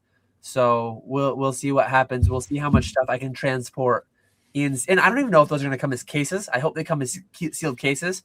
They might be sealed cases that get a label slapped on them. I have no clue. They might get canceled. I might not even get any of them. I don't know. But on top of those, I probably have 8 to 12 cases or so that I kept from my original allocation. So I do have some that I have set back in general as sealed cases too, because we booming, and I think they're just going to be worth more money than I would expect in a shorter time frame than I would expect. I can't believe less than 2 years ago, a year and a half ago, every Costco across the country, so many websites, TCG Player, eBay, you could have maxed out any credit card of yours, one after the other. on 151 UPCs. $70, $80, $90. So I truly thought, I'm underestimating the boom time and time again. I thought these were going to go under MSRP. I thought they might have even approached $100. I was ready to buy, again, I could say a large, silly number. I would have bought hundreds of them and had to break down most of them. But I was ready to buy 500 or 1,000 of them if they got down to 80 to $100 or something. And they just never got quite down there. So, but it's also like, we booming. Like, you could have bought them. I bought a bunch of Mew promos from Nick for $3 and at like 20x, right? So it's like you can still make a similar percent, not carrying that much error. Like Dan could have bought, you know, 1,000 151 UPCs, or he could have bought 16,000 151 packs and had a much smaller footprint and still 6.5x his money in that time frame, right? Like, and like, I think you're gonna have an easier time selling mass amounts of loose 151 packs than you are 1,000 151 UPCs, because there's just not that many people that could store 1,000 UPCs all in one place or something like that. So it's until all the institutional money comes in, and I just sell it into a fund that's trying to do a $50 million spending round, I'll just ship them all my pallets. That is so. Oh God, I hate that. So that is so ridiculous. Those funds are. I'm not going to do my PK ring. I did a whole video on it, but what do you think about? I'm going to do a video at some point. What do you think about what I was saying? The biggest thing to me, I've had consultations where people were like, and I've seen some DMs and emails and text messages that other people have gotten where they just have some random wealthy friend that watched CNBC and Pokemon was on there. And I've seen people casually talk about putting $1 million a month into Pokemon. I just bought 144 Charizard UPCs. That's like more than a pallet volume wise. And that was only 25 grand. That was not even 25 grand. Think mechanically, think functionally what your day, what your week, what your month looks like if you're in charge of a fund spending $1 million a month on Pokemon. That is incomprehensible. All year. See, the thing about those funds too is I think everybody the unfortunate reality is if you want to come in right now to spend $2 million, secondary market's your only ability. But it's all about acquisition at that point. It's you don't come in with $2 million to acquire Pokemon. You come in to acquire companies that have distribution, and then you remove that product, and it never hits the market to start. Like I don't know why people think it's a secondary market. It's like that's not where you want to strategically deploy your money. You want to deploy your money because you believe in like a fund and growing inventory over and over, and the thought of these institutional investors being at the whim of the secondary market, it's like, okay, everyone, like it has to be strategic buyouts of people who get allocation from distribution, and then you're tying up product before it ever hits the market. And that is happening at a scale. Now, is it happen at institutional money scale right now? No, but it's happening. And there's some real big players that got bought out recently. I don't even know if I can when we talk about $1 million, $10 million, that is nothing. That is like when you talk about institutions, when you talk about institutional money, the word starts with a B, if not a T. You're talking billions. When you're talking crypto, when you're talking real estate, when you're talking the S&P 500, you're in the trillions of dollars. Nothing. Like if someone wanted to come in, if Mr. Wonderful, if he wanted to come in and put $50 million a month, one way that you can back into it, take a booster pack. MSRP is $5 on a booster pack, right? 10 cards, 50 cents a card. 50 cents a card times 12 billion cards. The MSRP, and that's not counting for the fact that summer energies and blah, blah, blah, and all that stuff. The entire print run of all Pokemon cards, assuming they went into booster packs, which they don't, is only $6 billion MSRP a year. If you want to start putting in $50 million a month, that is 10% of the entire print run as a very conservative rounded down average. I've never heard anybody talk about it from that angle. That's the angle that I'm going to do in my video. Now that I've said it, maybe somebody else front runs me, but literally just do the math.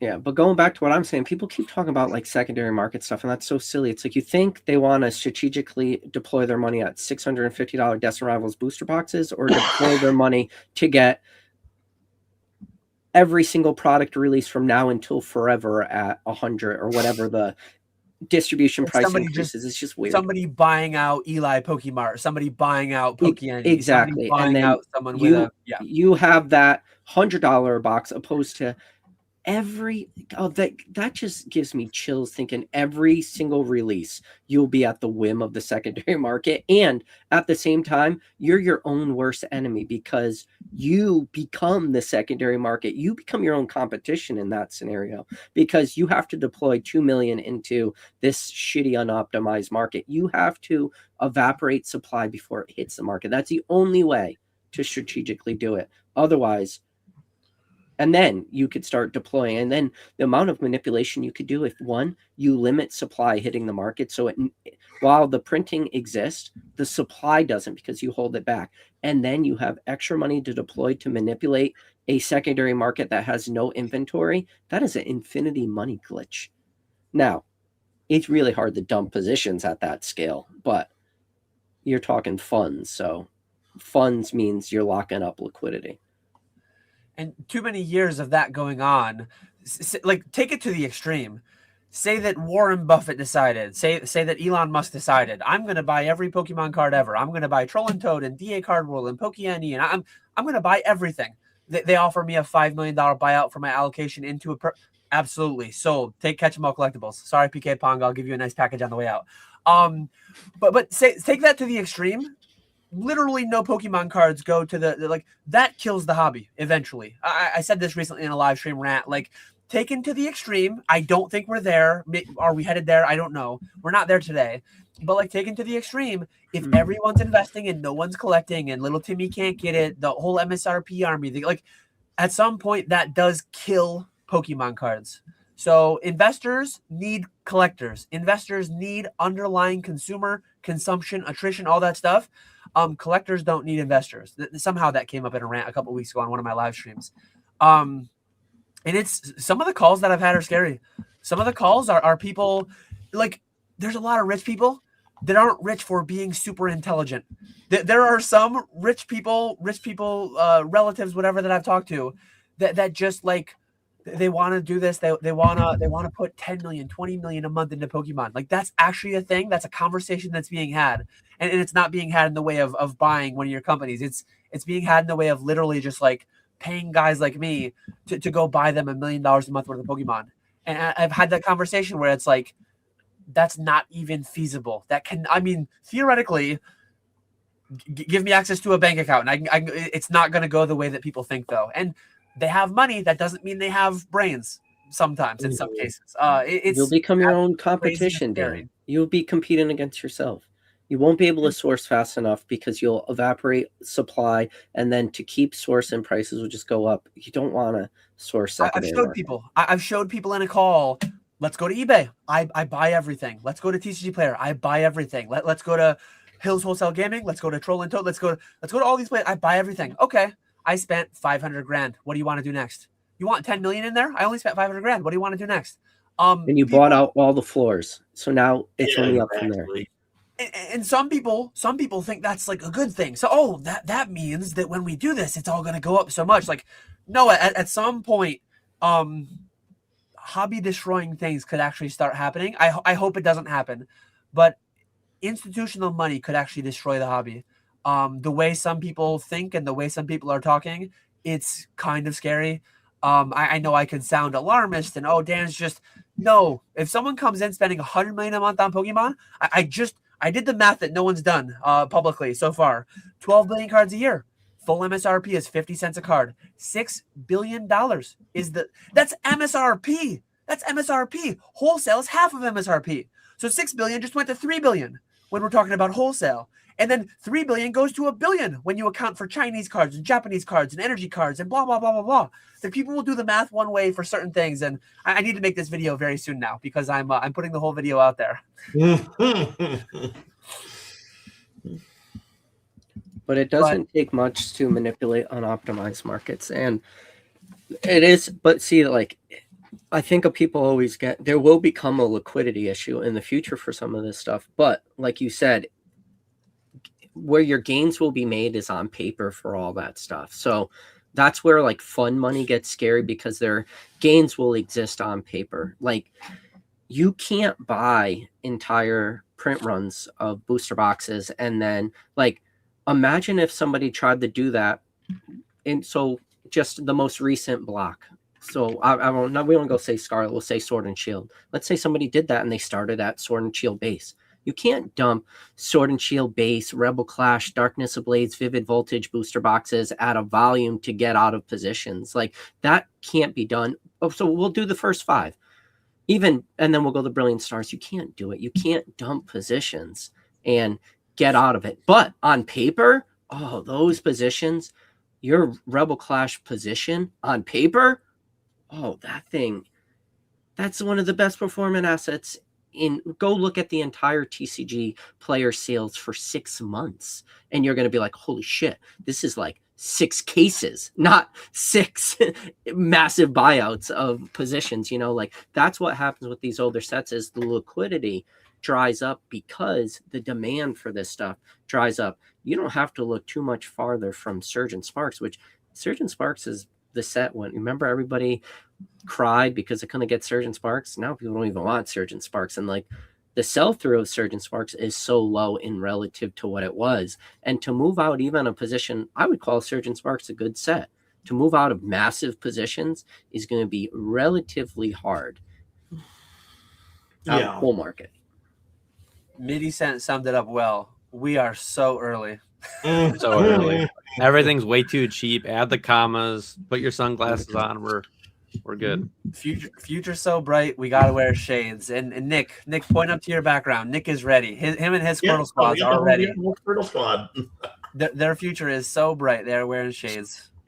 People care too much. Stop caring. It's just start buying. Start buying. That's my attitude now. I just say who cares to everything, because whatever. And then James, the gift savant, see, nobody cares. Jurassic Park. See, nobody cares.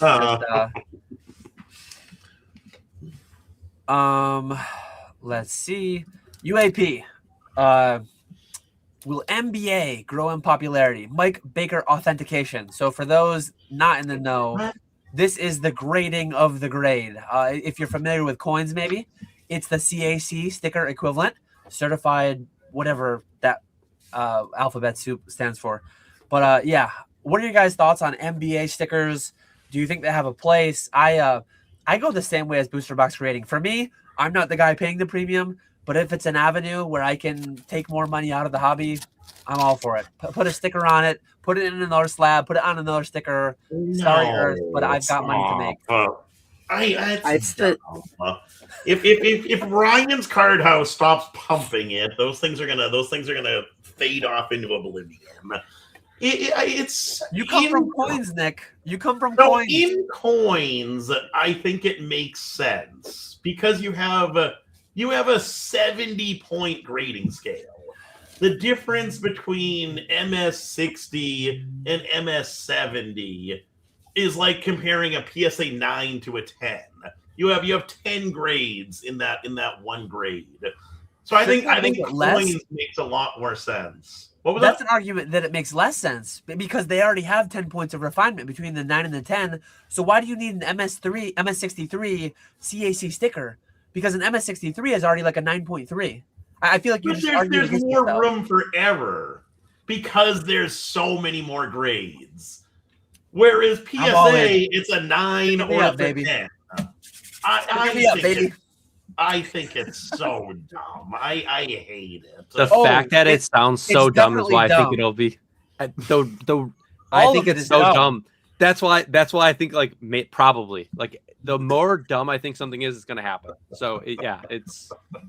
I don't even want to be a consumer or sell that because that's just I don't like grading as is now for double grading stuff. Gold label, a platinum label, whatever you can put on this that tells me that someone graded the grade. This baby is minty. This is Onyx Platinum Crystal certified 5-star PSA 10, and this should be worth $10,000, not only $3,500 for sure. Next question. I'm all in. Grading is dumb, and this is even dumber. So yes. Which is why it's really popular, right? I love it. And honestly, it's going to be consistently inconsistent, just like the underlying grading is. But if you have a stickered PSA 10, it's not guaranteed to be a cleaner 10, but it's more likely to. So I memes aside, I kind of understand the underlying appeal. I just think the hobby has generally lost its minds. And Big Brother coins that is decades older, hundreds of years, thousands of years older, realistically, if you talk about ancient coins and everything. But coin grading is decades older. And it has not only it's taken hold. CAC is a thing. MBA will be a thing. I'm not going to guarantee it, but MBA will be a thing, or some equivalent. Maybe it'll be XYZ, some new company. There will be a thing like that in 10, 20 years. I am more certain of that than I'm certain that boxes will eventually go under MSRP again. There's money to be made there. It will be a thing. Rich people have too much money, and they don't just need a black label. They need an Onyx stickered black label, whatever they are. So, like, if it gets popular enough, why doesn't someone like PSA just say, okay, we grade it, and then we internally have another party also grade that, and then they just capitalize on both? That's why it's so brilliant. PSA can't do that. PSA can never create an internal standard that's higher than the PSA 10. PSA is a participation trophy. I say that as a meme sometimes to kind of poke the bear, to rile people up, but it's true. They have the easiest grading scale to get the highest grade. If they ever created a premium 10, they are spitting in the face of 100 million plus collectibles that they've already certified. They cannot ever do it. Well, yeah, I mean, it doesn't have to be PSA, right? Just whatever, CGC or something. They just partner with another company or acquire them, and then they offer an added level where you get like double grade, and then they would just... That's what Mike Baker is. That's what Mike Baker is. Oh, okay, yeah. I don't know anything brilliant about it, but it's so silly. It's a separate company that you send your card to, and he either puts a sticker on or he doesn't. There's like multiple levels of sticker. Actually, I recently sent some vintage cards to PWCC Fanatics. They got the eye appeal designation, so Fanatics doesn't put a sticker on it. But I have a PSA 9 Gold Star Pikachu there that sold last Sunday. It was a top 30% eye appeal, whatever, and it's like, thank you for being a salesman on my card. Thank you for giving it that additional layer, like. And PK, you're muted. 30%. There's no way they've seen all the cards. How you just arbitrary just pulling that out your ass. Just like, oh, this is out of all the cards that exist, this is top 30%. It's like, how many cards have you seen in your life? They're like, I love it so much. I love it so much. Like top 100 card, they'll give a card a top 10%. How many of the 100 did you see? Oh, this is the only one you saw, and you're giving it a top 10%. The whole thing is silly. Give me an MBA grade on a freaking Burger Chew. That's what I want. Just give me that, and I'll buy it. If somebody could find that card, I'll buy it. Just because that would be the dumbest. That would be impossible. Impossible. The thing is, like, that. It's really, really dumb, as is all grading if you think too hard about it. So I'm bullish. I'm optimistic. Grade sleeves, grade booster boxes, grade playmats, grade the pencils that come in the collector chest tins, grade my my pieces of paper that I get. Everyone's written on, so I can't show them. But grade my pieces of paper that come in the collector chest tins. Give me an old blue label CGC slab. I'll grade the centering of your number grade on your slab. I'll give you center grade. All of it. All OC.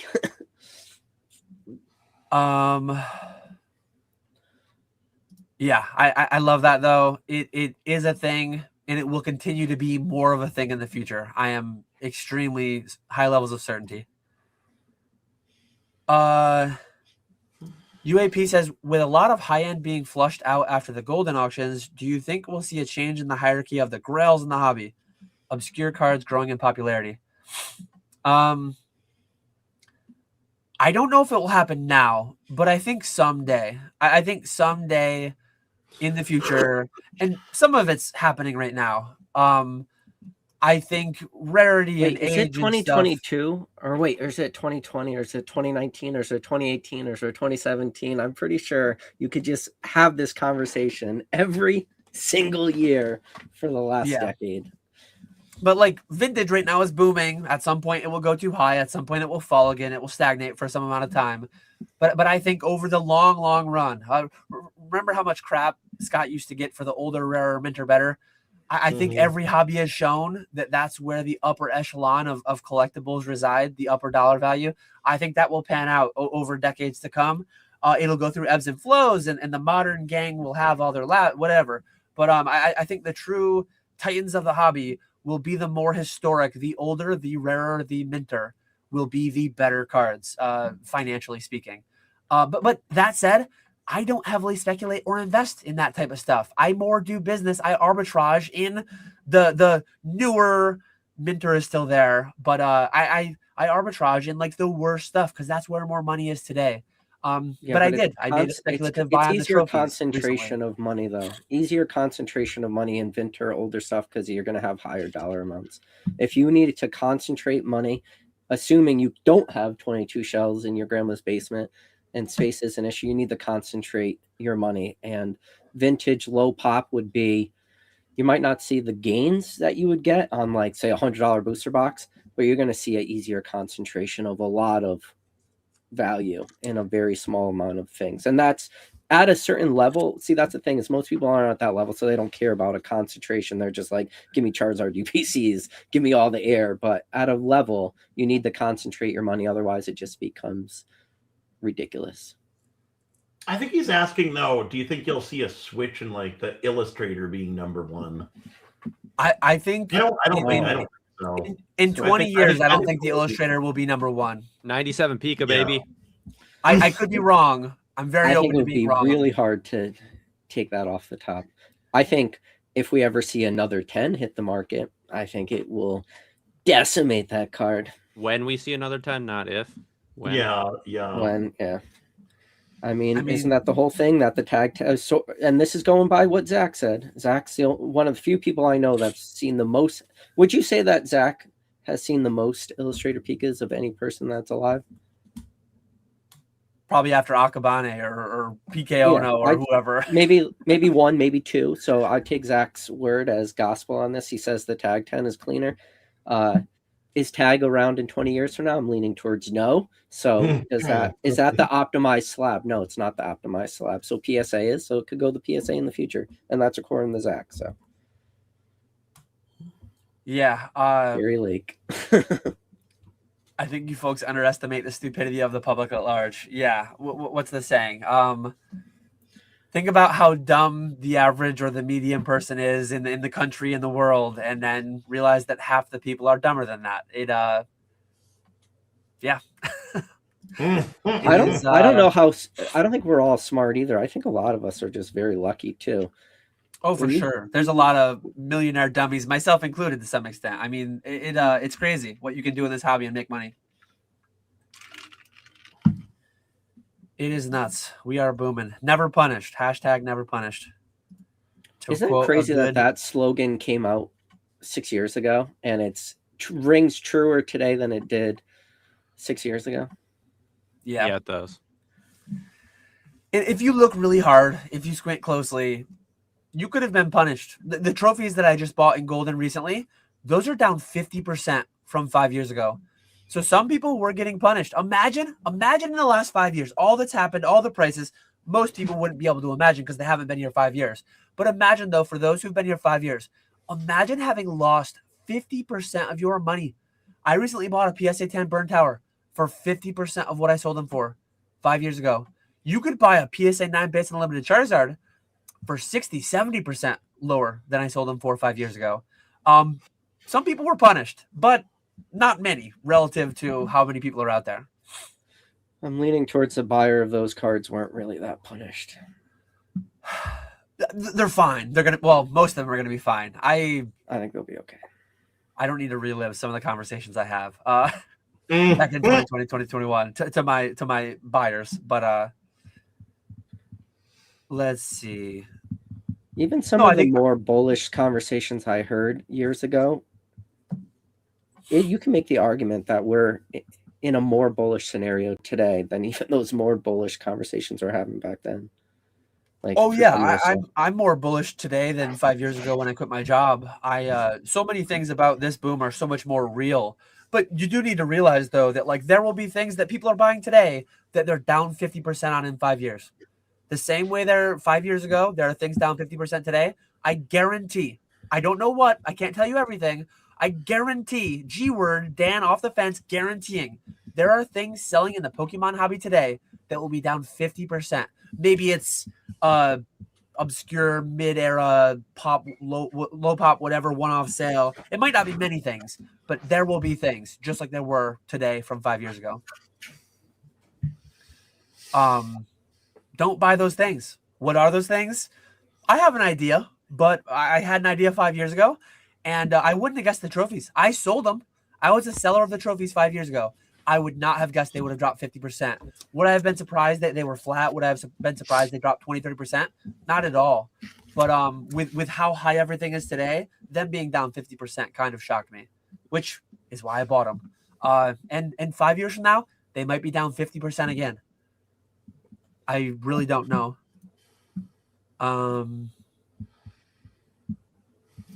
We got a gamer in here. Anyone playing Resident Evil 9 this weekend? Can't say I am. Nope. No time. No time. We're booming. I talk about RuneScape quite a bit. I still watch some RuneScape content. I have not logged in months and months because, like, anytime I go to play, I feel guilty. It's like I could make $300 an hour right now clicking some buttons on my computer, and I'm playing a 30-year-old medieval point-and-click simulator game. It's like I can't justify it. If I'm not working, I'm with my family. That is time well spent. But playing video games is not plus EV right now in this market. We game in the down markets, which will return someday. I will return to Gillinor. I will return to RuneScape at some point, but not right now. Nick, how's everything been with you? I haven't really got to talk to you in a while. How's Thrifty coming on? Everything working out? It's been going really good. It's been Are nice. You up to 7 days a week yet? What? Oh yeah, we've been doing that. It's been nice having some nights off to actually sort stuff, price stuff, all that good stuff, than just streaming nonstop. Still, like Dan just said, don't take actual time off. You can't. But it has been working out really good. And then I was Walrus streaming at all? Ago, and so she was able to cover my streams. That was really nice.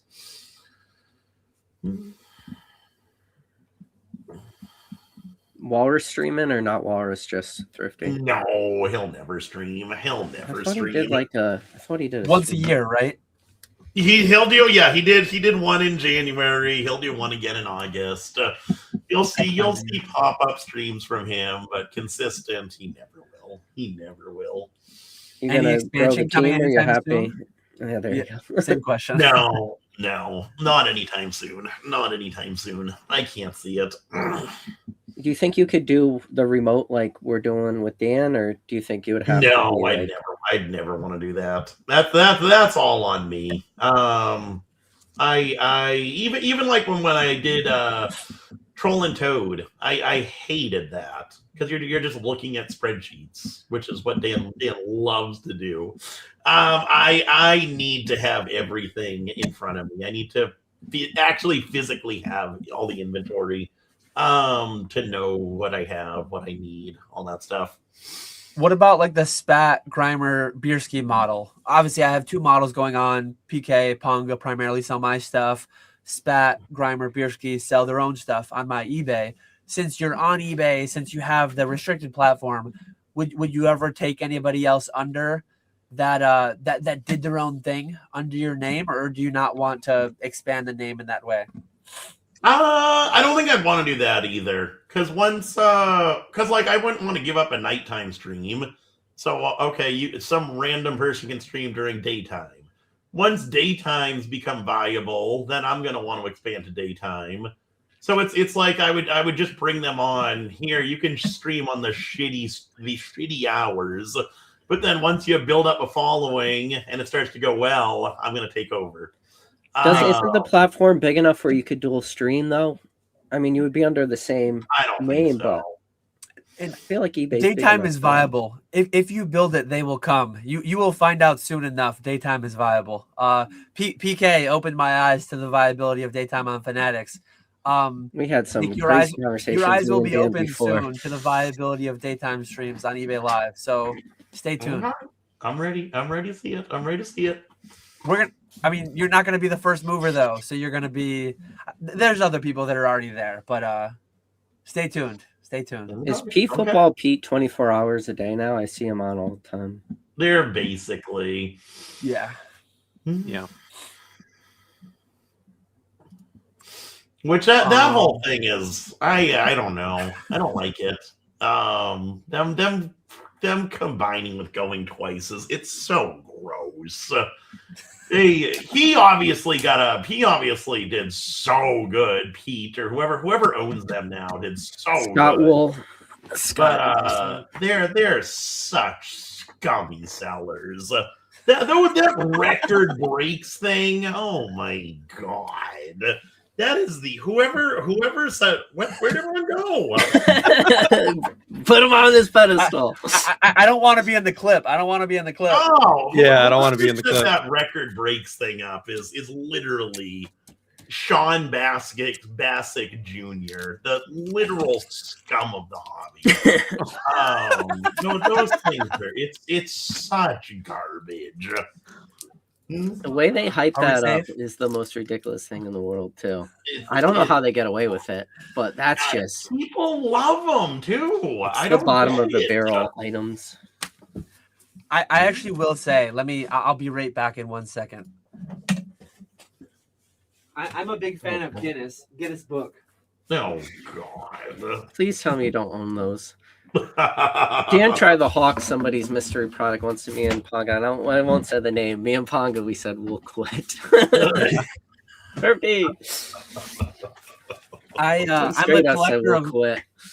I'm a collector of many things, coins and video games and beer steins, and going all the way back to 2000. Did anyone have these in their library when they were younger? Yeah. I know I have 2024. Yeah. I used to go to the library and I didn't want to read real books. I wanted to go read records. And so like the Guinness books are actually very nostalgic to me. Does that mean that I like the product that was put out? No. But I just wanted to share that I have hardcover from 2001 to 2026. It's one of those presents that my mom gets me every year for Christmas. I look at them. I look at them with my kids. We enjoy them. Like I probably look at them the day that I get them and I don't look at them again. But So I have a little like nostalgic tie to Guinness World Records, but yeah, that product sucks. Obviously, I used to get those books for Christmas every year. They were so cool to read through. I haven't looked at one of those in so long. Usually it's the day that I get them. Usually Christmas Day, I'll flip through the one that I got, and maybe sometimes I'll go back and I'll flip through. But I remember. The first one I had was 98, and I can picture the covers of a lot of them. 98 to 2000, I had the 98 to 99, I had the paperback, and then 2000 was the first year. Really cool, shiny, like they all look really cool. And then, but yeah, my 98, I still have it somewhere, the paperback one. My dog like chewed it up and ripped the cover off it. But 98, 99, I have paperback, and then 2000 to current, I have all the hardcover.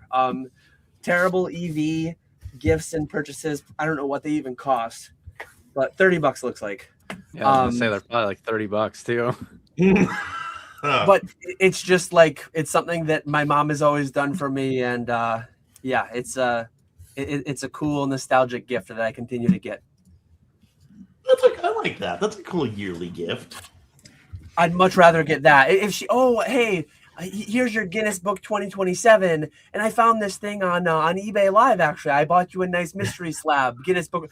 If I ever got that, I'd be like, Mom, we need to have a talk. You need to return that, charge back. Like, charge back. Getting me the books, but please never the slab. Please never the slab. Dan's the chargeback buyer, huh? You're that person. I got you. I think I've only ever charged back like twice in my life, and I've had credit cards since I was 16, going on 20 years now. I've only ever charged back a couple times in my life, and it was very deserved, and I definitely not something to abuse.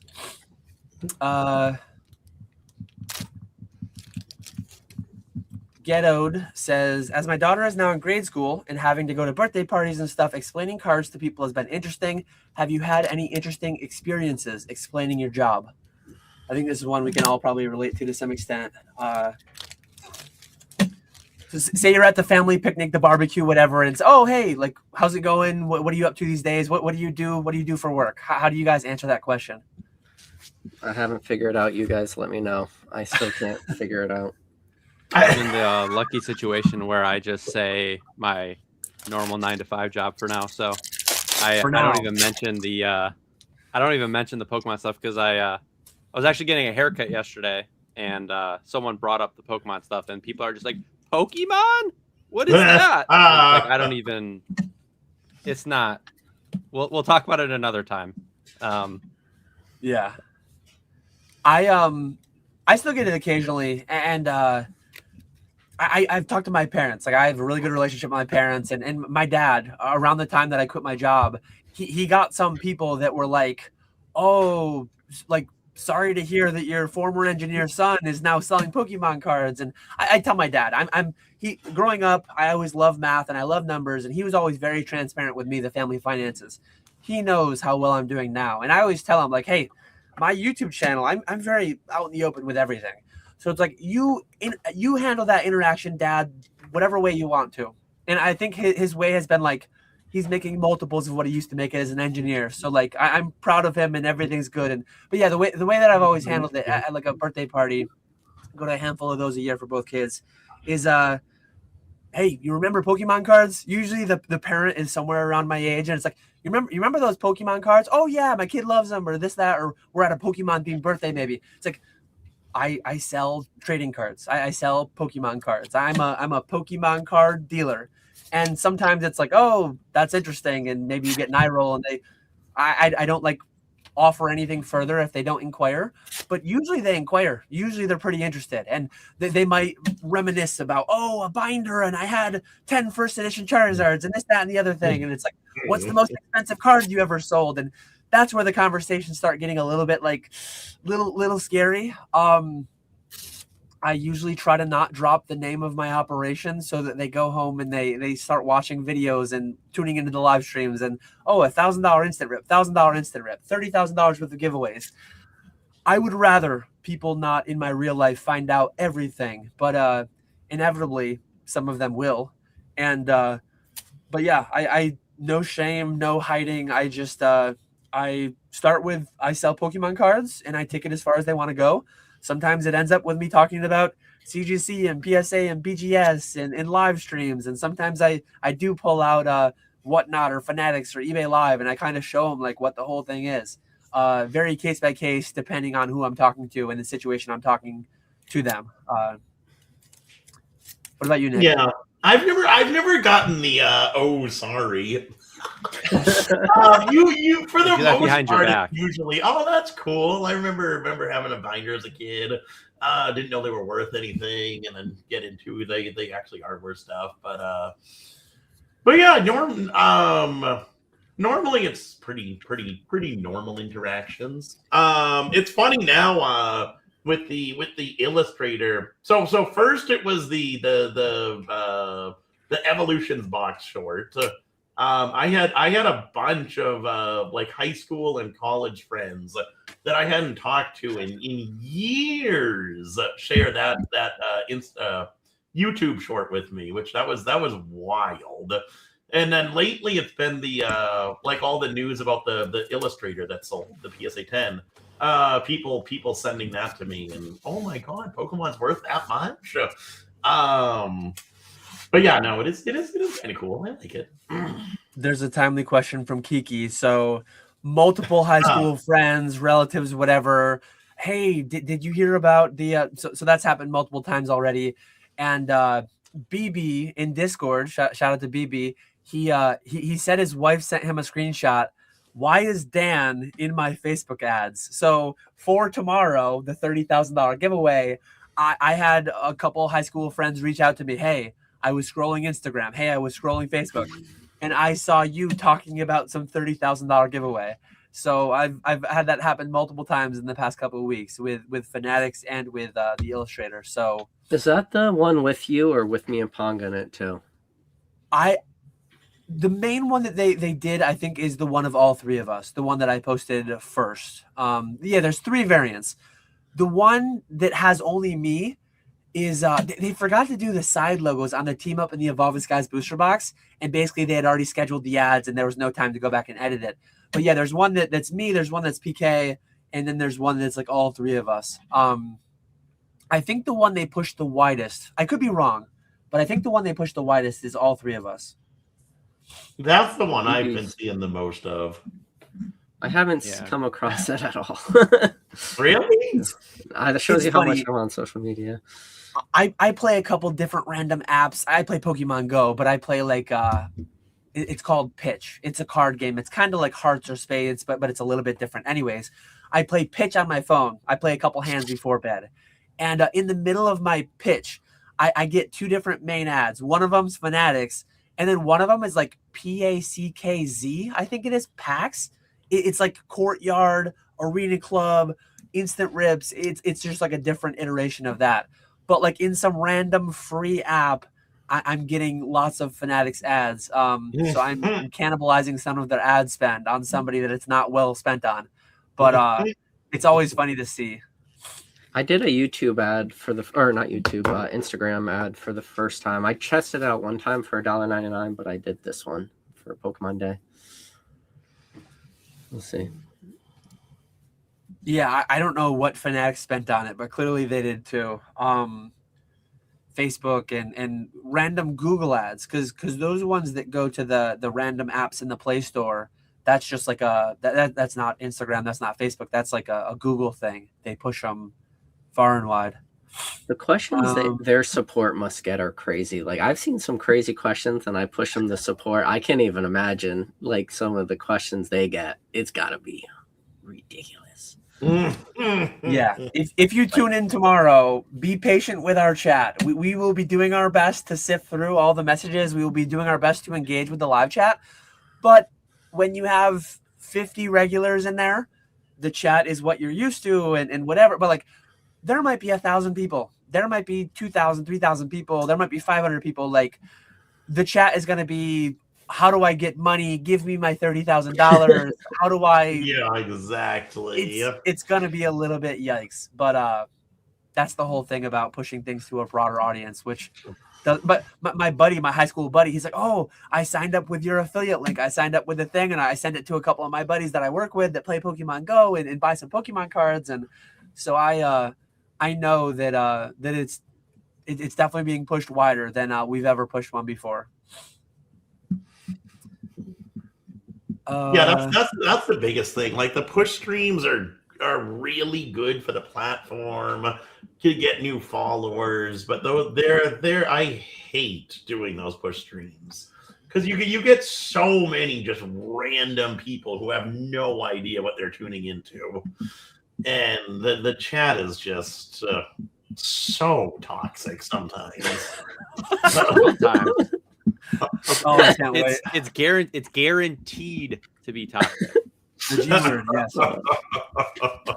Do you guys get random like the most like heinous comments on there sometimes?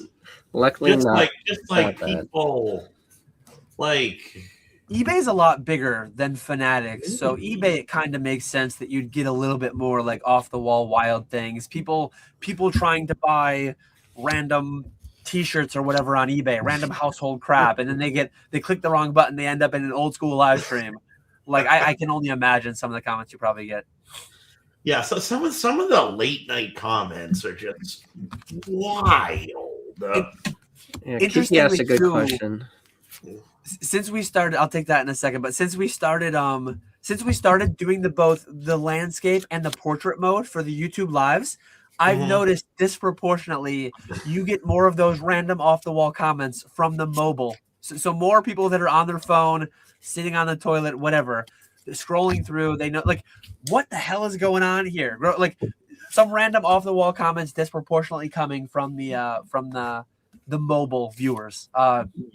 Is what it is. Part of the thing. When is Fanatics going to implement viewer mods? No clue. I don't know. We will have. I was gonna say, like, I don't on-site- think it's like really needed at the current state. Like, it's not that hard for us to manage the chat. While, like, I read every chat, right? And like, if anything got too far, like, you either ask the person to settle down a little bit because sometimes things go a little crazy, but for the most part, people are pretty respectful, and it's very rare that you get like a random person come in that's like super toxic. Obviously, with the big streams, I think that would be a lot easier, but I also feel like one of us, like if PK is doing a mega stream and PK is like, hey, we're getting 20 people here just spamming, like one of us will be able to take care of it probably, or one of our people from Fanatics is probably going to be handling it, watching or something like that. But I do think having some mods and viewership would be nice, especially like if the platform keeps getting bigger. Yeah, absolutely. Yeah, we will have people behind the scenes off camera tomorrow taking care of whatever they need to take care of. Hopefully it will be clean, but I'm sure there will be some messy parts of it. We're going to be wrapping up in the next few minutes because we are at 3:45 already. Herblore wants to know at what percent would you buy 500 boxes of early Sword Shield sets in a single transaction? There's no like reasonable number. I mean, a $400 box times 500, that's that's a lot of money. That's how many zeros am I counting? That's $200,000 if my math is serving me correctly here. So I'm not gonna buy 50%. I would find people to come in with me, and I would try to take like 50 grand worth at 50%, but not reasonable hypothetical to even entertain. I don't think. Good luck moving those, Dan. After you buy them, you're gonna have an uphill. Like, I mean, it's gonna be like, how much Pokemon Go can I sell you? And you're like, I recently bought a Sword Shield case at like 75%. I bought a Sun and Moon base case. I can't do a break of those on stream. I can't, like, those just have to be sold to an end collector. It's gonna be hard to get the total value on that. But there's a number. But 500, that quantity, I would have to go in so many ways, split with so many people. It's not even practical. Just not a good use of funds unless you could flip it, buy it 50% and flip it at 60% or something. Like, Exactly. That's exactly what I'd be trying to do. It's like, hey Nick, how many Rebel Clash cases do you want at 60% of market? 0. Nick would probably say 2, and Rusty would probably say 1, and maybe I'd probably buy one too, right? But like, I mean, if it was 50% market, maybe that would be the way to go. But and then we'd all send them to DC Sports the same week, and there'd be 50 on auction at DC Sports. Yeah, and we'd all get destroyed. we all get wrecked equally. Market would take overnight 75%, and we'd lose half our money on that. Yeah, That would actually be hilarious. That would be hilarious. Zara Looking says, seeing how big One Piece and Dragon Ball is getting, do you think those IPs can stand on their own long term? And can you guys see yourselves selling or investing in those products? Not me personally. I do speculate, and I buy my allocation and I sell into the market for One Piece because it's there. I did pre-order some Dragon Ball something or other. I don't even know what the hell I ordered for the fall because of the asymmetric upside. I can only lose all my money, and hell, I might 10x my money. So who the hell cares? But as far as going deeper than that, no. I've tried watching the animes, or at least Dragon Ball I did. It's just not for me. No, neither. Yeah, And I don't interact. I mean, I hope it works good because I think that means we'll be booming. But yeah, not for me. I got too much in Pokemon. That's like my opinion too. It's like I've been burned so many times in Bandai that like I skipped on One Piece, and it was like, well, of course the one I don't buy in on is the one that You goes got burned crazy, the other but way. Also, like Dragon Ball, like how many times has it boomed and then failed eventually? Like there's so many iterations of different Dragon Ball games, and I'm a big Dragon Ball fan, but it's like I feel like anything could boom in this market to some extent, and people are just looking for the next big thing. And then when things do settle down, like I'd rather be more focused on things that I'm more knowledgeable about, like Pokemon, because you could spend endless amounts of money and time in Pokemon as it is. So why spread yourself too thin? Parker asked a while ago, I just missed this one, but what works best for CGC Fanatics? I don't like to say directly what you should send just in case somebody gets wrecked on something. It's like the comps are public. Go scan some of the comps, know what you're paying for the cards, do your due diligence. I'm biased. I make money when you send, so I don't want to say, oh, send XYZ. Part of it too is like Fanatics is smaller than eBay, so we're all each other's competition. As more people get into the CGC Fanatics, we're competing with each other to some extent. So if I suggest XYZ niche play that one of my consigners is doing, I'm cannibalizing their play, or I'm cannibalizing my own play. So I never give direct advice on what you should send, but a lot of people are sending very diverse things, and a lot of people continue to send. So they're doing well per their own metrics, and they continue to send, and I'm sending hundreds every week. So that's For your all I'll say CGC there. Fanatics, am I up there with one of the people that have sent just volume wise? Am I the most? I'd have to look. You're in the top 5 for sure. Top 3 probably.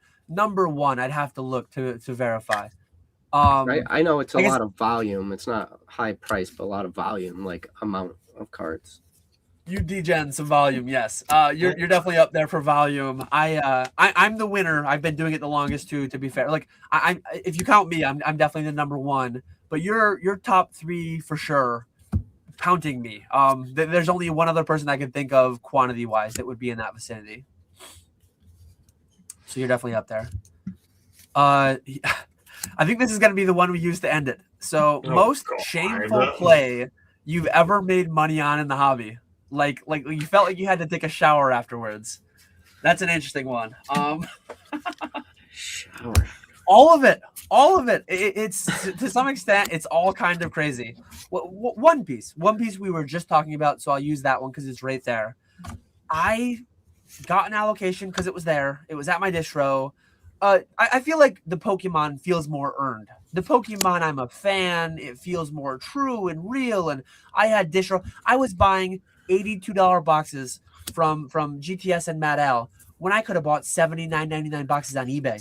So I was paying more for the whole distro thing 12 years ago. So I feel like that is earned.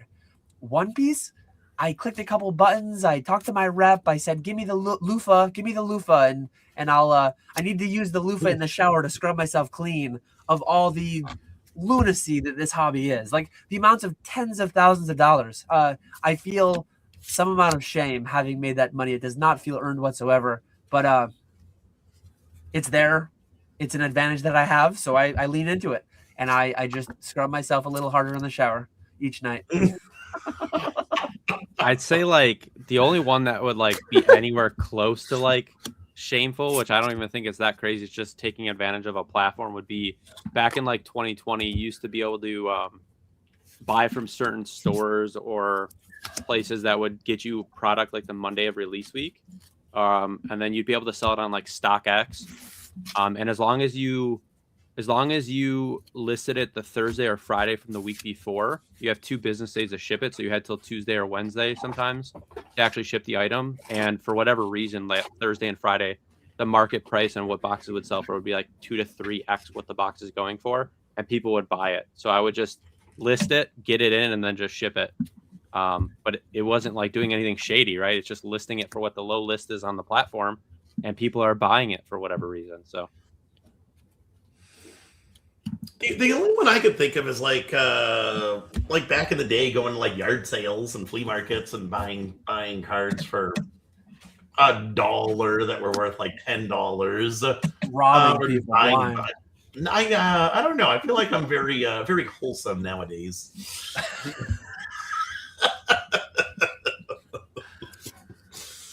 What about you, PK?